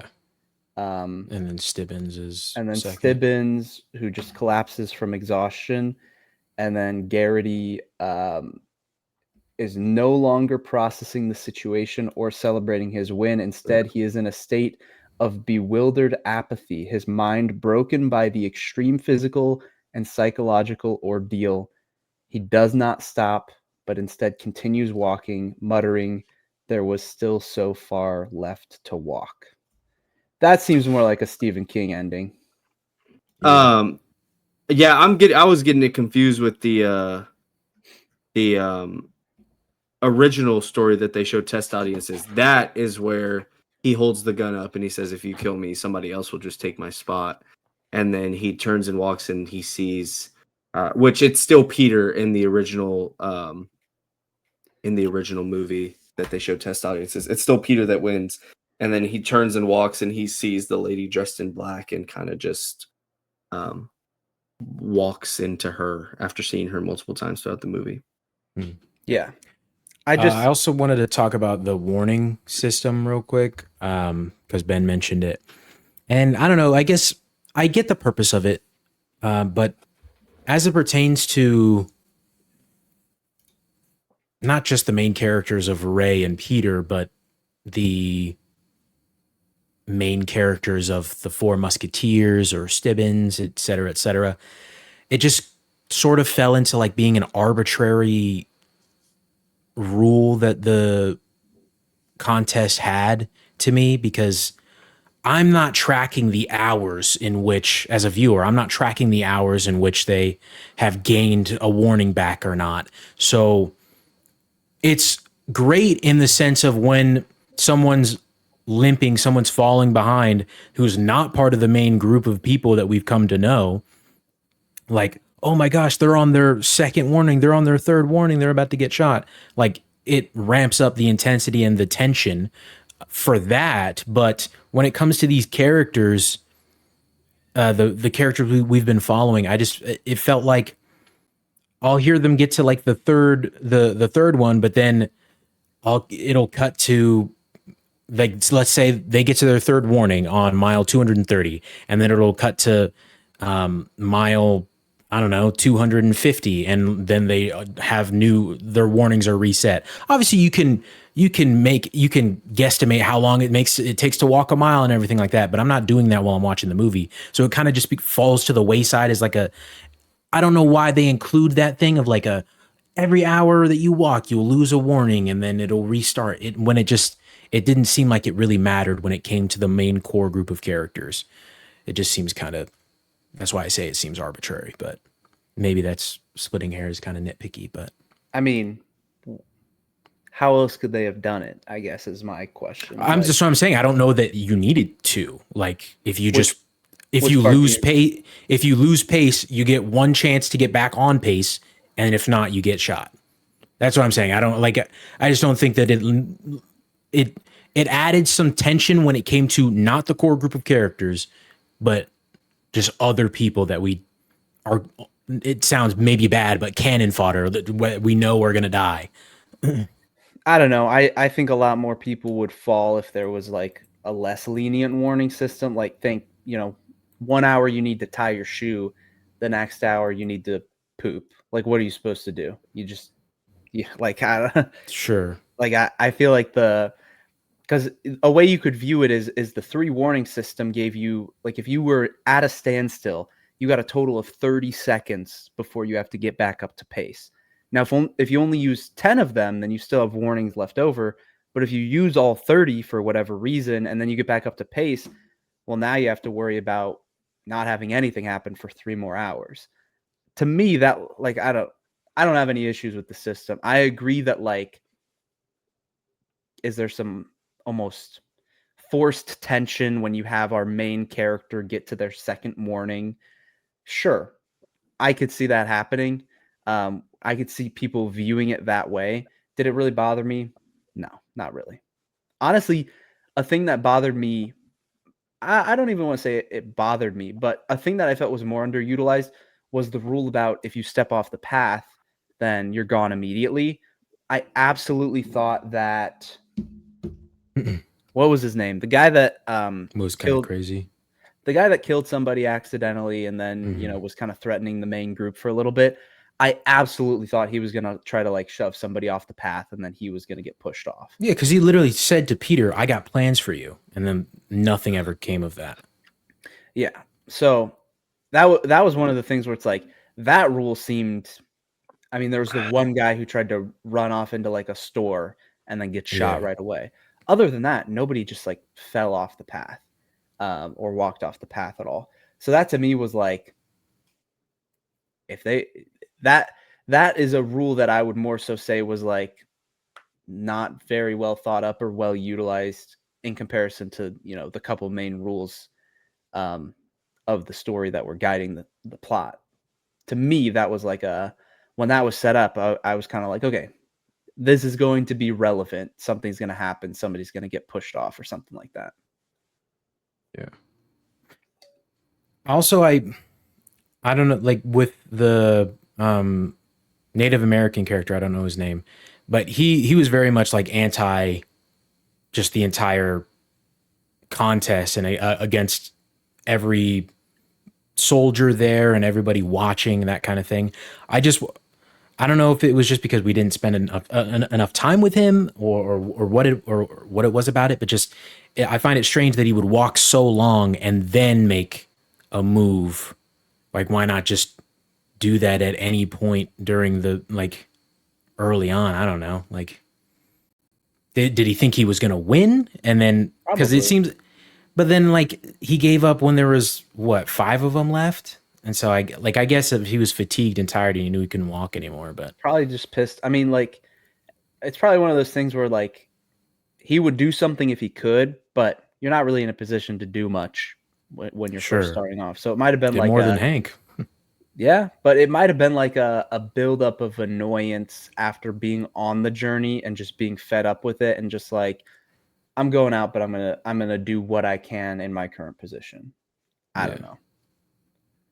None of these things really bothered me. It really was just the ending. The choice by Peter, which clearly if they were willing to stray from the book, they could have chosen something better. I do think the choice that they made of that final moment with Ray and Peter, phenomenal. It just is that moment right after that I think was not great. And I agree with that. But those are our thoughts on The Long Walk. So I want ratings. I gave it an 8. Oh, yeah. I don't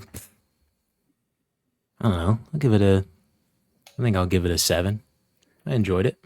7.5, probably 7. Yeah, 7.5. Yeah. The Long Walk. Now, I'd like us to transition to a little bit of Peacemaker. Oh, we clicked it at the same time. Light thoughts on last week's episode because we didn't talk about it, but not too much because Aiden didn't watch it. But it's not really a episode that needs to be talked about anyway. Like, the long and short of it is that they were coming to Peacemaker's house and he had to move the portal, and he moved the portal. And that's pretty much what happens in the entire episode. That episode actually made me mad, but I don't know. It just feels like, and even this episode falls short of it a little. The most recent episode this week falls short of, like, it seems like we're constantly going somewhere, but we're not getting somewhere. We're going somewhere, but we're not getting there. And I get it, and I'm enjoying the journey to a certain extent. But last episode was just egregious in that effect to me. This episode a little bit better, but still, though, the main thing that they introduced in this season that I care about the most, we're not touching on. We're not focusing on it really. But it does seem like next episode being next week's, does seem like that'll kind of change up how things have been going so far. But it seems like he had a very solid beginning and end, and was just like, oh shit, well, I need 2, 3, 4, and 5. I need something there to kind of help bridge that. But I feel like he's absolutely insanely confident in these last 3. And that first episode was amazing. I think was incredible. So all that. Was this episode 5 this week? Yeah. Yeah, because 6, 7, 8, right? That are the last. I think 3. There's only 8. Yeah, there's only 8 total. So for sure. I feel like he had a definitive, like, beginning and end, and, like, is absolutely in love with the end, and then was like, I need to find a way to get, because, man, I don't know, 2 I could forgive, 3 was a little bit better, but then hearing that 4 was the same, and then 5 it was still good, but, you know, not to the peaks of episode 1. It's like, oh man, like, it just feels like a lot of setup for setup for setup. and then we get to our big ending or whatever happens there. But yeah. Yeah. We should have been at this point 2 or 3 episodes in with where episode 5 left off. Cut out a lot of I like some of the things that they introduced, the whole stuff with clearly Rick Flag Sr. has ulterior motives of finding his son. That's pretty obvious. Keep that in there, absolutely, but cut out a lot of the crap and side storylines that just absolutely don't matter and get us to this point sooner in the story. I don't know, man. I mean, I'm excited for where we're going, but 5 episodes in and Charlie, you put it well. We haven't gone to the places that we should have. It's moving way too slowly. And even like some of the choices that they're making, like I've seen some clips recently of Peacemaker and Vigilante interacting in season 1, and I'm just like, dude, I miss this. And somebody pointed out, like, we haven't seen Peacemaker suit up since the first episode. And I'm like, I mean, we saw him fight, but we haven't seen him suit up. And that's a little like, man, that's, I just don't. I hope that they're able to lock in. Obviously, like Aiden said, we're kind of expecting a lot from these last 3. But man, I just don't have a lot even to note about it. It's like we're watching Michael Rooker hunt down Eagly, and then all of a sudden this felt like that. Also, that felt like such a Disney Channel like side thing. This episode too, like. I don't know. It was still enjoyable to a certain extent. Mostly only the part where all the Eagles are on top of him and then Eagly like has his big moment. But I don't know. I agree. Yeah. I also just like I don't know. I'm trying to find a good way to go about saying this. I don't like Rick Flag Sr. and I know that I'm probably not supposed to, right? He's not a great guy. I mean, storyline's interesting or whatever. But I don't like his involvement in it. I am so tired of him. I feel like it's just the same one note stuff every week. He tries to smash on every job he has, bro. It's just like I just don't care about him as a character either. Creature Commandos was he was just like whatever to me. I even said he was like I don't know, they just made him a complete huge pussy in that show. And then we come to Peacemaker season 2, and still I'm just like, I don't know. I don't know if it's Frank Grillo. I don't know if it's just a character of Rick Flag Sr. But I'm like, dude, I don't care. I don't care about your subplots. I don't care about you finding Rick Flag Jr. Kill off Rick Flag Sr. Put Jr. in this universe. There, I care about him. I like him a lot. I have like nothing makes me care about Rick Flag Sr. The Peacemaker beatdown was crazy though. There's one shot and it was very quick, but when he knees him in the face, bro, oh my! I rewound that like 3 times. That was crazy.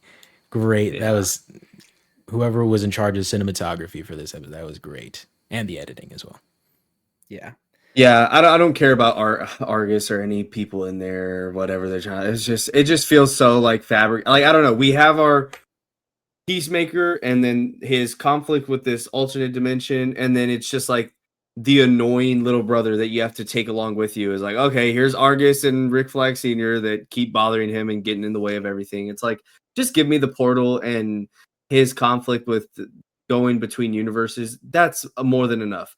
I don't need stupid bird blindness jokes. I don't need. I was gonna say we finally got an episode without a bird blindness joke. So. Yeah, Jesus Christ. Well, that got replaced by bird hunting, but yeah. But he also had a really interesting moment where he was like, "You did a good thing," and so I really like that in terms of like his character and like people in Argus, where everyone's like, "Why would you book him?" Like, you know what we're trying to do, and then he steps in and he's like, "I think you did a really good thing." I like that moment a lot, but I still don't care. I don't care at all. I think they are like just the absolute. I think they're the worst part of the show for this season. I'm not interested at all. I don't like it at all, and I think it's bringing the season down a whole lot because if their involvement isn't as heavy, and we can just focus on like the portal and whatnot. And this season is 6 or 7 episodes, and you can just cut Argus and Rick Flag Sr. out. I get it's good for his character. He literally killed Rick Flag Jr. That's the whole reason we have this spinoff. It just takes away so much of the show for me. Like, I don't know, even just seeing like, oh, she's a cyborg. It's like, I don't know. It's just a bunch of mustache twirly. I need to kill Peacemaker because of this thing he did. And I'm like, I don't care, man. It's bringing the show down for me. Yeah, I think another thing that annoyed me was the very end of this episode, when the what's their little name called, the little group, the something Street Kids. I don't remember. 7th I don't Street know. Kids. 7th Street Kids. When they immediately find out that Chris has gone to this alternate reality, and right away they're like, we're going to get Chris out. It's like, I don't know. They should have approached this way differently. He should have been in this alternate dimension by the end of episode 2, and then like they find it out. It takes them a little bit to figure out what actually happened, or even if he told them information through letters or whatever, like you could have still gotten there, but it really just feels like, okay, he just made the decision to leave and his crew is already chasing after him. Like, I don't know. There's something about like, we took so long to get here and now we're accelerating super fast through it. And obviously we don't know what that actually looks like, but I hope that they don't like rush through things. And like, if by next episode our group is already like in this other dimension, I'd probably be a little upset by that. It's like, I don't know. I feel like I don't know. Part of me feels like they kind of have to. But again, I would like for Peacemaker to have like his own little episode here, and then you can kind of like cut back to them in this universe, and then episode 7 they get over there. Because I agree, we do need more time of just like Peacemaker in this other universe, and like we need to see that unraveling of like, oh, this is not what it seems, and maybe I think I made a huge mistake. But yeah, if they end up in that, maybe at the end of the episode they end up there, but yeah, I think we need some time with Peacemaker, and like literally the central thing that you built up in episode 1 that we haven't really gone back to a whole lot. We need more of that, and we need more of just that. Fuck Rick Flag Sr. He's a shit character. Nobody cares. Get him out of the DCU. Stop trying to make him a bigger deal than he is. We don't care. I do not care. Fuck Rick Flag Sr. I hate his involvement in this show. Frank Grillo, please find work elsewhere. Focus on what we've built up in the first episode, which is him in this alternate dimension and the conflict that is coming from that. I think just, I don't know, like it's like an annoying little brother following you around everywhere. Where we're like, oh, we get it. You're following him. You're trying to kill him. Cool, we get it.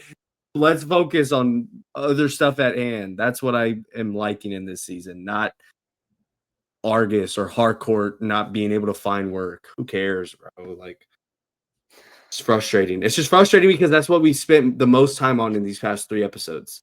And it's like, dude, what are we doing? But this is James Gunn's favorite thing he's ever done. That's insane. There's got to be something. I don't know. It had. I mean, I don't know. I feel. I don't want to get too. He did. He doubled down on it. So he was on. Big Brother has. I tell you, I've been watching Big Brother. He's like an insane Big Brother fan. Like he is like a hardcore Big Brother fan. And so they brought him on at the end of last episode, and he sat down and he talked to like the host of the show, and he was like, "Yeah, I love Big Brother." And bro, like he's spitting like deep like knowledge on this season where you're like the deep ball knowledge on everything that's gone on this season to where you're like, oh no, he's being serious. Like this isn't a marketing stunt. So they have this little after show that they do that comes out on Fridays. And so they had him as a guest on that episode Friday. And so me and Brandon are watching it, and again, he's just doubling down. He's like, this is by far the best thing that I've ever done. I'm absolutely loving it. And these next 3 episodes are going to be like some of the best. Like this is the most proud I am. Just doubling down on all of it. And I was like, oh man, like this is, I don't want to get my hopes up, but you're starting to give me a little bit too hype. I've been meaning to rewatch Peacemaker season 1. Like I still want to like watch it as Peacemaker season 2 is coming out. And I rewatched the first episode, but I want to continue because I feel like just as memory serves, as far as memory goes, that this so far has a lot less heart in it than the first season did. And is that the host of Big Brother, the woman on the right? Yeah. Okay. They brought him on, and that boy just went on there spitting insane ball knowledge of the season, and I was like, "Yo, what?" He like, hey. Also, his favorite player this season is also Keanu Charlie. So like, really, my boy, yeah, he loves that boy Keanu. what's the purpose of Big Brother again? Not to go off on a tangent, but is it like Love Island type thing or what? No, not at all. You got like 16 house guests. They all stay in this house, and it's 24/7 live camera and like audio of like all of them and their conversations, and like you could just like sit there and watch them. And so they play a lot of games every week, in terms of who kind of runs the house. Then they put up nominations to like evict somebody. They do a veto for like their last chance at safety, and then they do a live vote, an eviction. That person leaves the house, and they do that every week until there's one person left, and they win $750,000. But what? Yeah, I don't know. Make it a milli. Yeah. What? Well, it used to be like, I think it was 500 for the longest, and then they just recently upped it to 750. A milli's probably coming here soon with like inflation, but bro, going to but there's like is diabolical. Yeah, but they just sit in the house with no access to the outside world, so they have no phones, no nothing. They are just in there with these 16 other strangers for all of summer for 3 months, and they just have to play games and talk. It's really fun. I like it a lot. I'm not a big reality guy, but I don't know. I guess white Christians in the Midwest absolutely die for this show. So my entire wife's family just like loves it. So I was like, all right, I'll check it out. And I actually like it a lot. So it's really fun. It's just fun to have like a reality show that I can keep up with, for a 3-month time of the year. But James Gunn has like insane knowledge on it. So it's like, that really shocked me. He was like, yeah, like, well, they asked him, bro, they literally said, they were like, I mean, you're making all these movies. You just had one of the like best movies of the year with Superman, and you're making Peacemaker now. You're going on all these press. Like, how do you have time to like watch Big Brother every week and keep up with like the live feeds? And he was like, Big Brother comes number one over all of those things. That is my number one. And I was like, what? I was like, am I hearing this right? Dude, you should have seen my face when he said that. I was like, are you kidding me? Like, bro, cast Batman. What do we do? That's bro, yeah. Dude, he was like, no, Big Brother is like number one. And then they said, so they brought out this little trophy. It was like for their Big Brother Unlocked, the post show or whatever. They had that little trophy, and they made a joke. They were like, oh, like, is there a way that we could see this this trophy make a cameo in like your next movie? And he was like, I swear to God, it will cameo in my next movie. And I was like, what, bro? Like, this is, I don't know. To me, I was like, this is such like a little bit more than niche like show or like thing. And then to have like James Gunn just come in and be like, oh yeah, I'm gonna put this in my next movie. Like, this is in cameo. This is the number one thing I do every week. I was like, absolutely insane. Compare that with like, or add that together with him saying that he's reading One Piece on his free time. I'm like, bro, I don't know, James. I'm fucking in love, bro. Like, that man just climbed so high on my totem pole. It's crazy. Yeah, anyways, but you're talking shit on this season of Peacemaker, so calm down, buddy. Because I don't see how this is one of his favorite things he's ever done. It's insane. Yeah, and that's what I like. I just feel like as memory serves, I just feel like in comparison to season 1, I don't think the heart is necessarily there with the writing of the characters and et cetera, et cetera. Just 5 episodes into each season. Granted, there's still 3 episodes left, and I hope that changes, because that's one of the big things that draws me to a lot of James Gunn's work is the heart with the characters and the character writing specifically. And that's one of the things that, I mean, Aiden talked about how he doesn't like Harcourt being like the focus on her not having a job. Yeah. But I don't know. For me, that is kind of like the draw to her character this season is like, that's her struggle, is like work is her life. And I don't feel like that's being very well conveyed. Like, I don't think there's a big focus on that. And I just feel like the first episode set it up so well, and it just hasn't been followed through because we're building to this big thing with this other dimension, but we're not like following through with it. We're not getting to that destination, as I said before. And so I don't know, a lot of things fall to the wayside because of it. Even as you mentioned, Ben, in season 1 with Peacemaker and Vigilante, like, I feel like that relationship is borderline non-existent here. Like, he hardly talks to him this season. But I don't know. There's so many things that just make me yearn for more so far with this. And I sincerely hope, and I got to stop watching the teaser for the next episode because I already know a couple of things that it sounds like you guys don't watch the teaser for the next episodes. So yeah, okay. I should probably stop watching those. My curiosity gets the best of me. But well, now you're gonna make. Now I'm going to, because you fucking keep talking about it. My curiosity is killing me now. So yeah, don't do it. It shows. I think it shows too much. It shows too much. Okay. I won't. So don't do it. But yeah, that is Peacemaker season 2, episodes 4 and 5. And I think lastly, yeah, we talked about everything else, I think. Yeah. So lastly, we are going to talk about, by we, Benjamin and I, Gen V season 2, the first 3 episodes, excuse me. Aiden, were you going to say something? I was just saying, I'm going to pull a Ben real quick. I'm going to listen, but I'm going to go fill up my water as well. So, all right. Yeah. Benjamin, I want you to start. Yeah. Okay, we might be feeling the same here. I gotta be honest. Not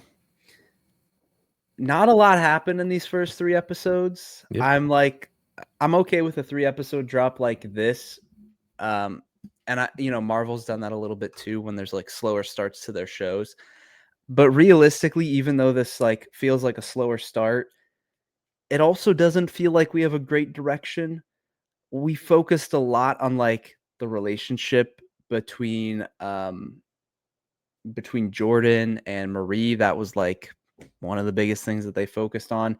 And ultimately just getting everybody back to Godolkin. That was like the 2 biggest things that happened throughout all of these episodes. You have other things like, the involvement of Andre's father, a little bit of stuff with that. Just the things that were interesting feel very underutilized this season. There's like been barely anything with Kate. And for me, one of the most interesting characters of season 1 was Sam. He's been criminally sidelined so far in these first 3 episodes. We're focusing just a lot on Marie, Jordan, and Emma. Emma's not doing much. She's crashing out, getting high. There's really just not much there. Jordan and Marie are like the only interesting thing that's happening. And even that, it's just like their relationship. Sure, I want to see that fleshed out, but I don't want to see that if we're not going to also get into an actual story. And so these just like hints of like, oh, we gotta look back into Godolkin and still figure out what's going on. It's like, I don't even know what we're trying to accomplish with this season, if I'm being totally honest. I don't know what the goal is. And for being 3 episodes in, I feel like we should know what the goal is.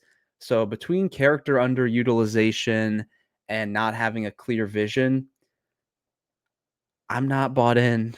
Which, I know earlier we were just defending. No, that's the thing. But no, season 1 is so much better. That's like that's the thing. So far, anyway. The first 3 episodes of season 1 are so much better. I don't remember being bought in like immediately to the first season. I don't remember at what point I got bought in, but I couldn't say, that the first 3 episodes had me hooked. Absolutely. I don't know if I could say that, but definitely just like, reflecting upon it, obviously I think season 1 overall in the story and the direction of everything is way better. The problem is like season 1 had to lay the foundation for some of those things, figuring out what Godolkin is, learning more about our characters and their backstories and whatnot. Like the fact that we have all of this established history with these characters, everything that they went through, the torture that they went through, even just Marie's backstory, showing that in season 1.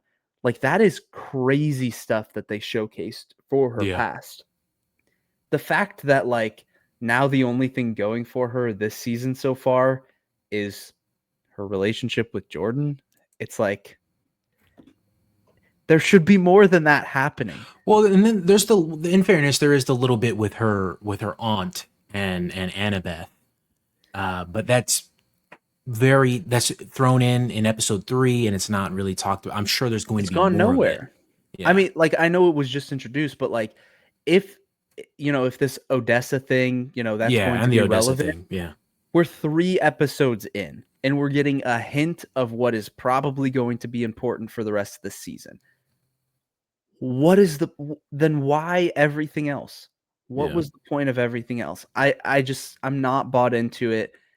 I just think it's, I mean, I would actually be interested to compare and see like, how does this start of the season compare to like The Boys season 4? Because I think for all of us, that was kind of disappointing. And this is disappointing as well. So I wonder like, are there any parallels between season 4 of The Boys and this? I honestly don't remember how that season started out, but it just, I don't know. It was just such a nothing 3 episodes. Yeah, because I agree. Like, what is I guess the goal is to take down the new dean or something, because he was at Elmira with them. But I mean, I don't know. There's a lot of, obviously, I don't know I wonder how much things would have changed also with Chance Perdomo if he was still alive. And because unfortunately he passed away, and so they had to write his character off of the show. And I wonder if that, obviously that plays a role for their characters and how their characters are mourning after getting out of Elmira and everything like that. But story-wise, I don't know how much that would change. But also, I just don't like,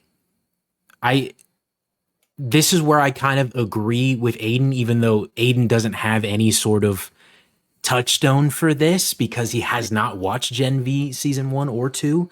But it's very similar so far from what I'm getting from this season specifically. It's kind of just more of The Boys. Like they're trying to take down Vought, but this is like a branch of Vought, the college version of Vought, and now they're just trying to take it down. But granted, this time they're all soups. There's no Huey, there's no Frenchie, there's no milk, mother's milk. But like, I don't know, man. It's like, I can see how this maybe gets a little samey, and maybe that's what we're feeling right now. And I just, I hope that's not the case. That was my issue with season 1. That's been my issue with season 4. Like, none of us had that issue with season 1, actually. Yeah, season 1 of Gen V is fire. But it's just funny because when we were talking about it, we were saying, but I'm sure you were listening to us, but like you were talking about all your complaints with The Boys so far, and I have come to agree with you so far with Gen V season 2. It very much just feels like more of the same of The Boys. They're just trying to take down another branch of Vought.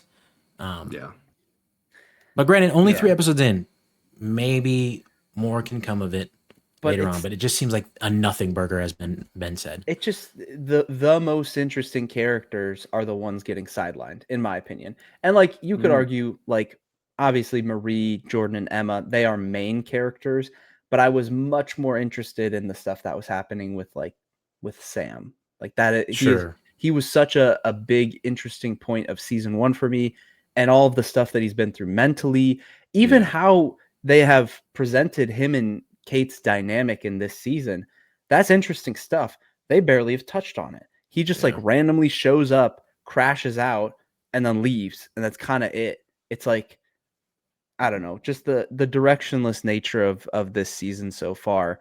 Even if the purpose is to like take down the new dean because, whatever, like even that just didn't feel clear to me. Like the way that they presented it to all of the characters to bring them back to Godalkin so that they can work together to team up against this greater evil.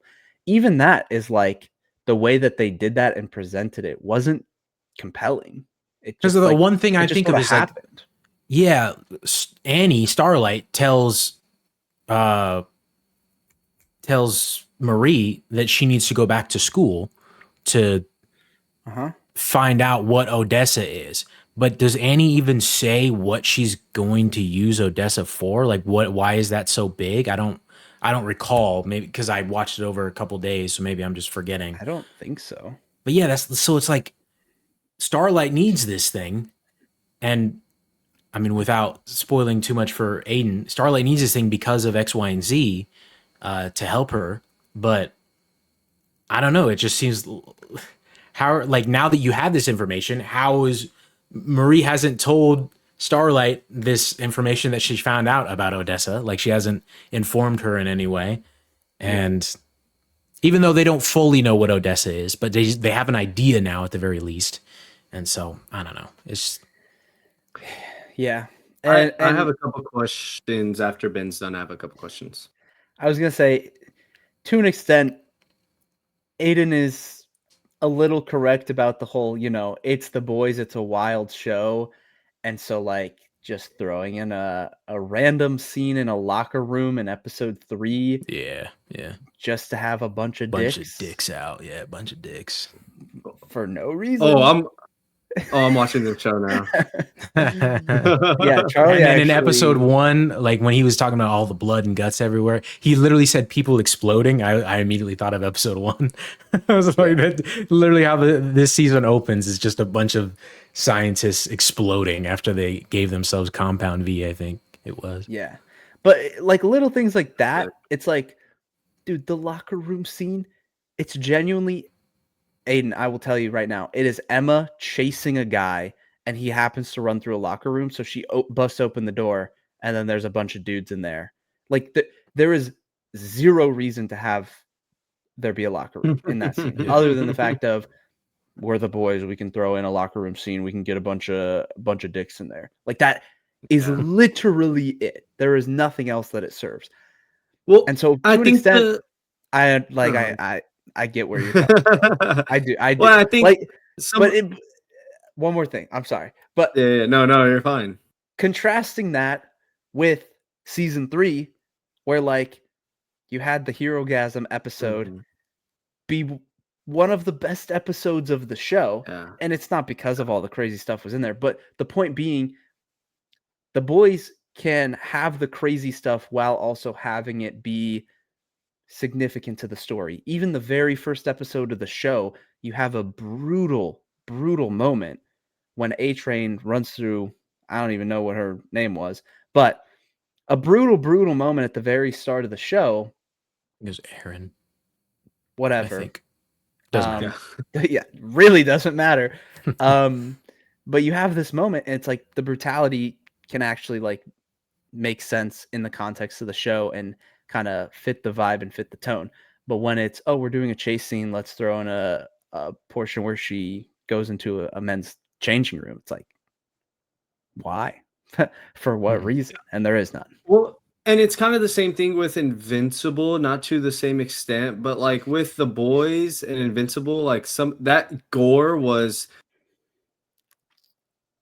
endearing isn't the right word, but it was such a interesting quality when it came to a superhero show and when it came to them being kind of the pillars of that, at least in the new age, to where when a moment like that would happen, it's like, oh my God, this is insane. And then now it's gotten to the point where we're so desensitized to it that it's just like, oh, that was crazy. And then it's like, okay, so then what are you doing to supplement that? Invincible is telling damn good stories and is, having some beautiful character moments. Whenever you start to lose that, you really just become that same repetitive gore that you cling on to, and that's where you kind of start to lose me a bit. It's like, all right, yeah, this is fine in moderation, but whenever you just rely on that to be your only thing, and I love that you brought up Herogasm because that's exactly where I was going to go. I mean, that is like one of the worst when it comes to all of that stuff, but it's the best episode in probably the entire show. I'm saying that in confidence, not having seen season 4, but being like, man, that episode is incredible. When you start to lose that a little bit, or whenever you start to just kind of play loosely on the plot, knowing that you can just lean back on gore whenever you can, that's whenever you start to lose me a little bit. 2 questions I had for Gen V. One, how prominent was, I know that guy, I think he had committed suicide. How prominent of a motorcycle crash? Oh, it was motorcycle. That's what it was. How prominent was he of a character in season 1? And 2, if he was prominent, or even if he wasn't, how has season 2 navigated that so far? He was very prominent in season 1. One of the main characters in season 1. And I think they're navigating it the best they can so far in season 2. Like, they're not just writing him off and killing him and forgetting about him, but it's weighing on the characters. They're using it as like a central driving point to certain character motivations. Yeah. So I think they're doing a good job with it. And you can spoil this for me because like I will get around to it eventually. But what did they kill him off, or like what was their explanation for his? Yeah. What was the thing that happened? Well, it goes a little deeper into season 1 stuff. At least so far, I don't think that they're going to add anything more to it, but it's possible. I do think also that maybe there could be like a hidden thing behind it that the characters don't know about yet. But as far as they've been told, in season 1, we learn with his character that because he has a dad who's also a soup, and his dad and him have the same telekinesis powers, but his dad is suffering from his powers are causing like some mental, like I don't know exactly what it is, but his mind deteriorates when he uses his powers, kind of thing. And as far as we knew in season 1, he did not have that, at least yet. Maybe it like developed when he got older, but then in season 2, right now the characters are under the impression that he did have that, and he just didn't tell them. And so he tried to move a really big object, and he couldn't do it, and he kept trying, and then he just kind of his brain hemorrhaged or something, and he died. But interesting. Yeah. I was just wondering about that. Yeah, but they have directly used that now for like motivation for his father to look into things, and even bringing our characters back together, just like bringing up like he died and some of them didn't know about that, and it's becoming character motivation for some of the things that are happening. So it's very directly linked, but they also gave enough of an explanation of what happened where, like Charlie said, they're doing the best that they can with it. Yeah. Cool. Yeah, I mean, I don't know. Again, I hope that this goes in a better direction than where we're at right now. I am like intrigued by certain little things, like the Dean. I do want to know what his powers are. I'm a little like, I don't care about this Kate stuff that's going on. I feel like she really doesn't have a leg to stand on to be mad about. Like, I get it. Yeah, they left you for dead, but they did try. Marie tried, right? She tried to save you, but your skull was cracked. She really couldn't do much for you. And it's not like Jordan intentionally tried to kill you. But look at what you did to them. Like, because of what you did, now Andre's dead, and they all had to spend time in prison. So like, I just feel like she has no room to be talking. Also, how is Jordan ranked number 1? How did that happen? I have no clue. Like, no clue. Like, what did Jordan do to get ranked number 1? Here's the only thing that I can think of, because they leaned into like the whole like trans thing with it. It could be more of a social thing. Like, sure. And well, and the fact that they're a guardian, they're like, I will admit, like, they're a guardian of Godolkin, but like, what else did they do to like get up to that status? Yeah, because like obviously Jordan is like actually powerful, but the superpower of being able to switch your gender is kind of lame. Like it doesn't, sure, as a superpower, is kind of lame. yeah. If that was their only power, yeah.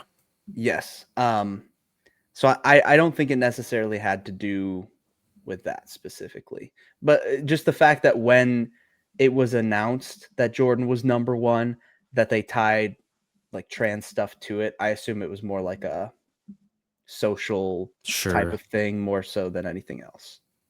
Yeah.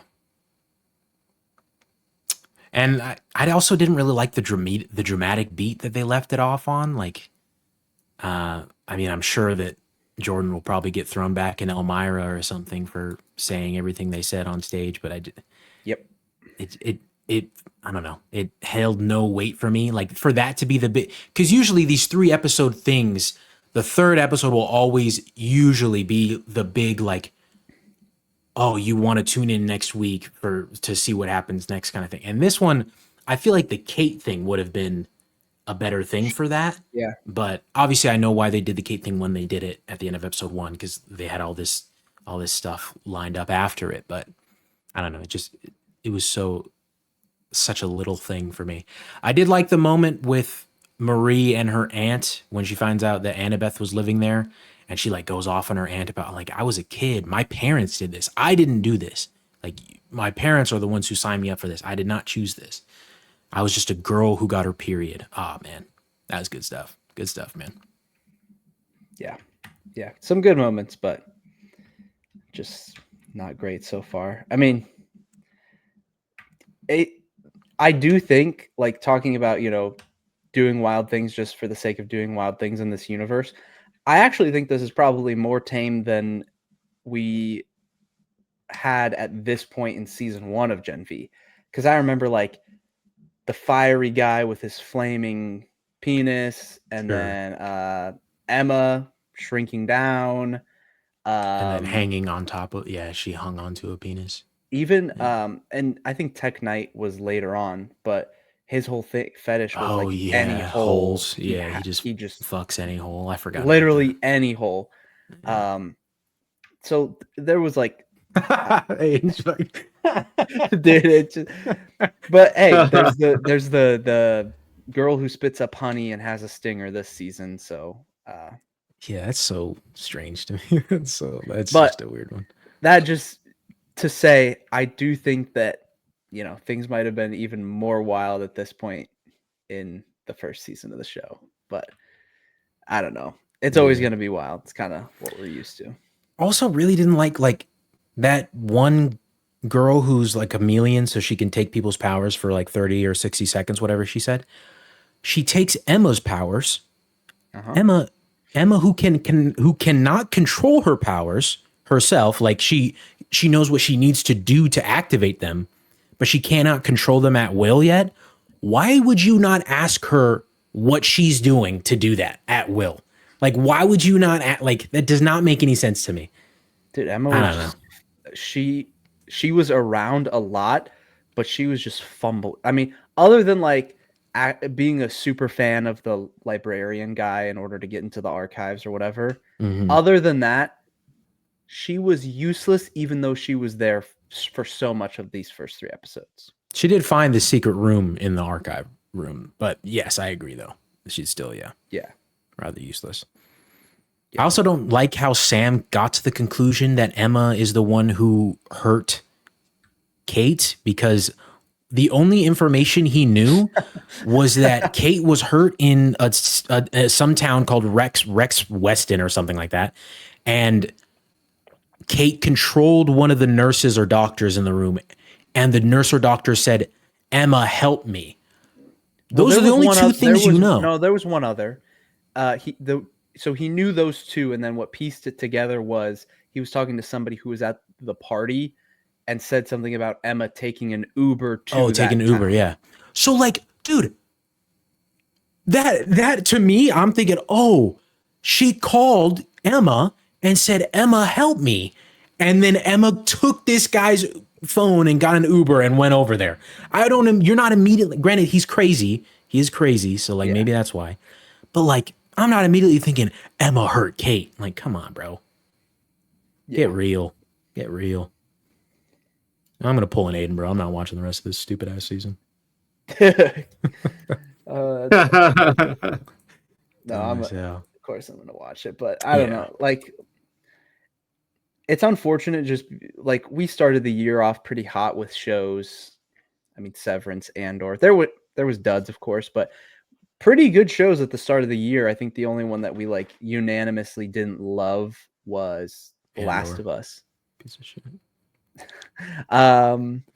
But like, God, I totally forgot The Last of Us came out this year. Oh my God. Yeah. By the way, shout out Andor for winning some Emmys. But even when we were getting to this point in the year, like Peacemaker, Gen V, to me, like these should be bangers. We should still be riding the high of these shows. And like Peacemaker started off good and it kind of, has lost its footing for most of us, but could end very strong, which is great. But like the fact that 3 episodes into Gen V and we're like, they're kind of fumbling is like, should not be the world that we are living in right now. Yeah. I don't know. Maybe it's a sign of the times for the boys universe. I mean, season 5 is the end of the mainline stuff, so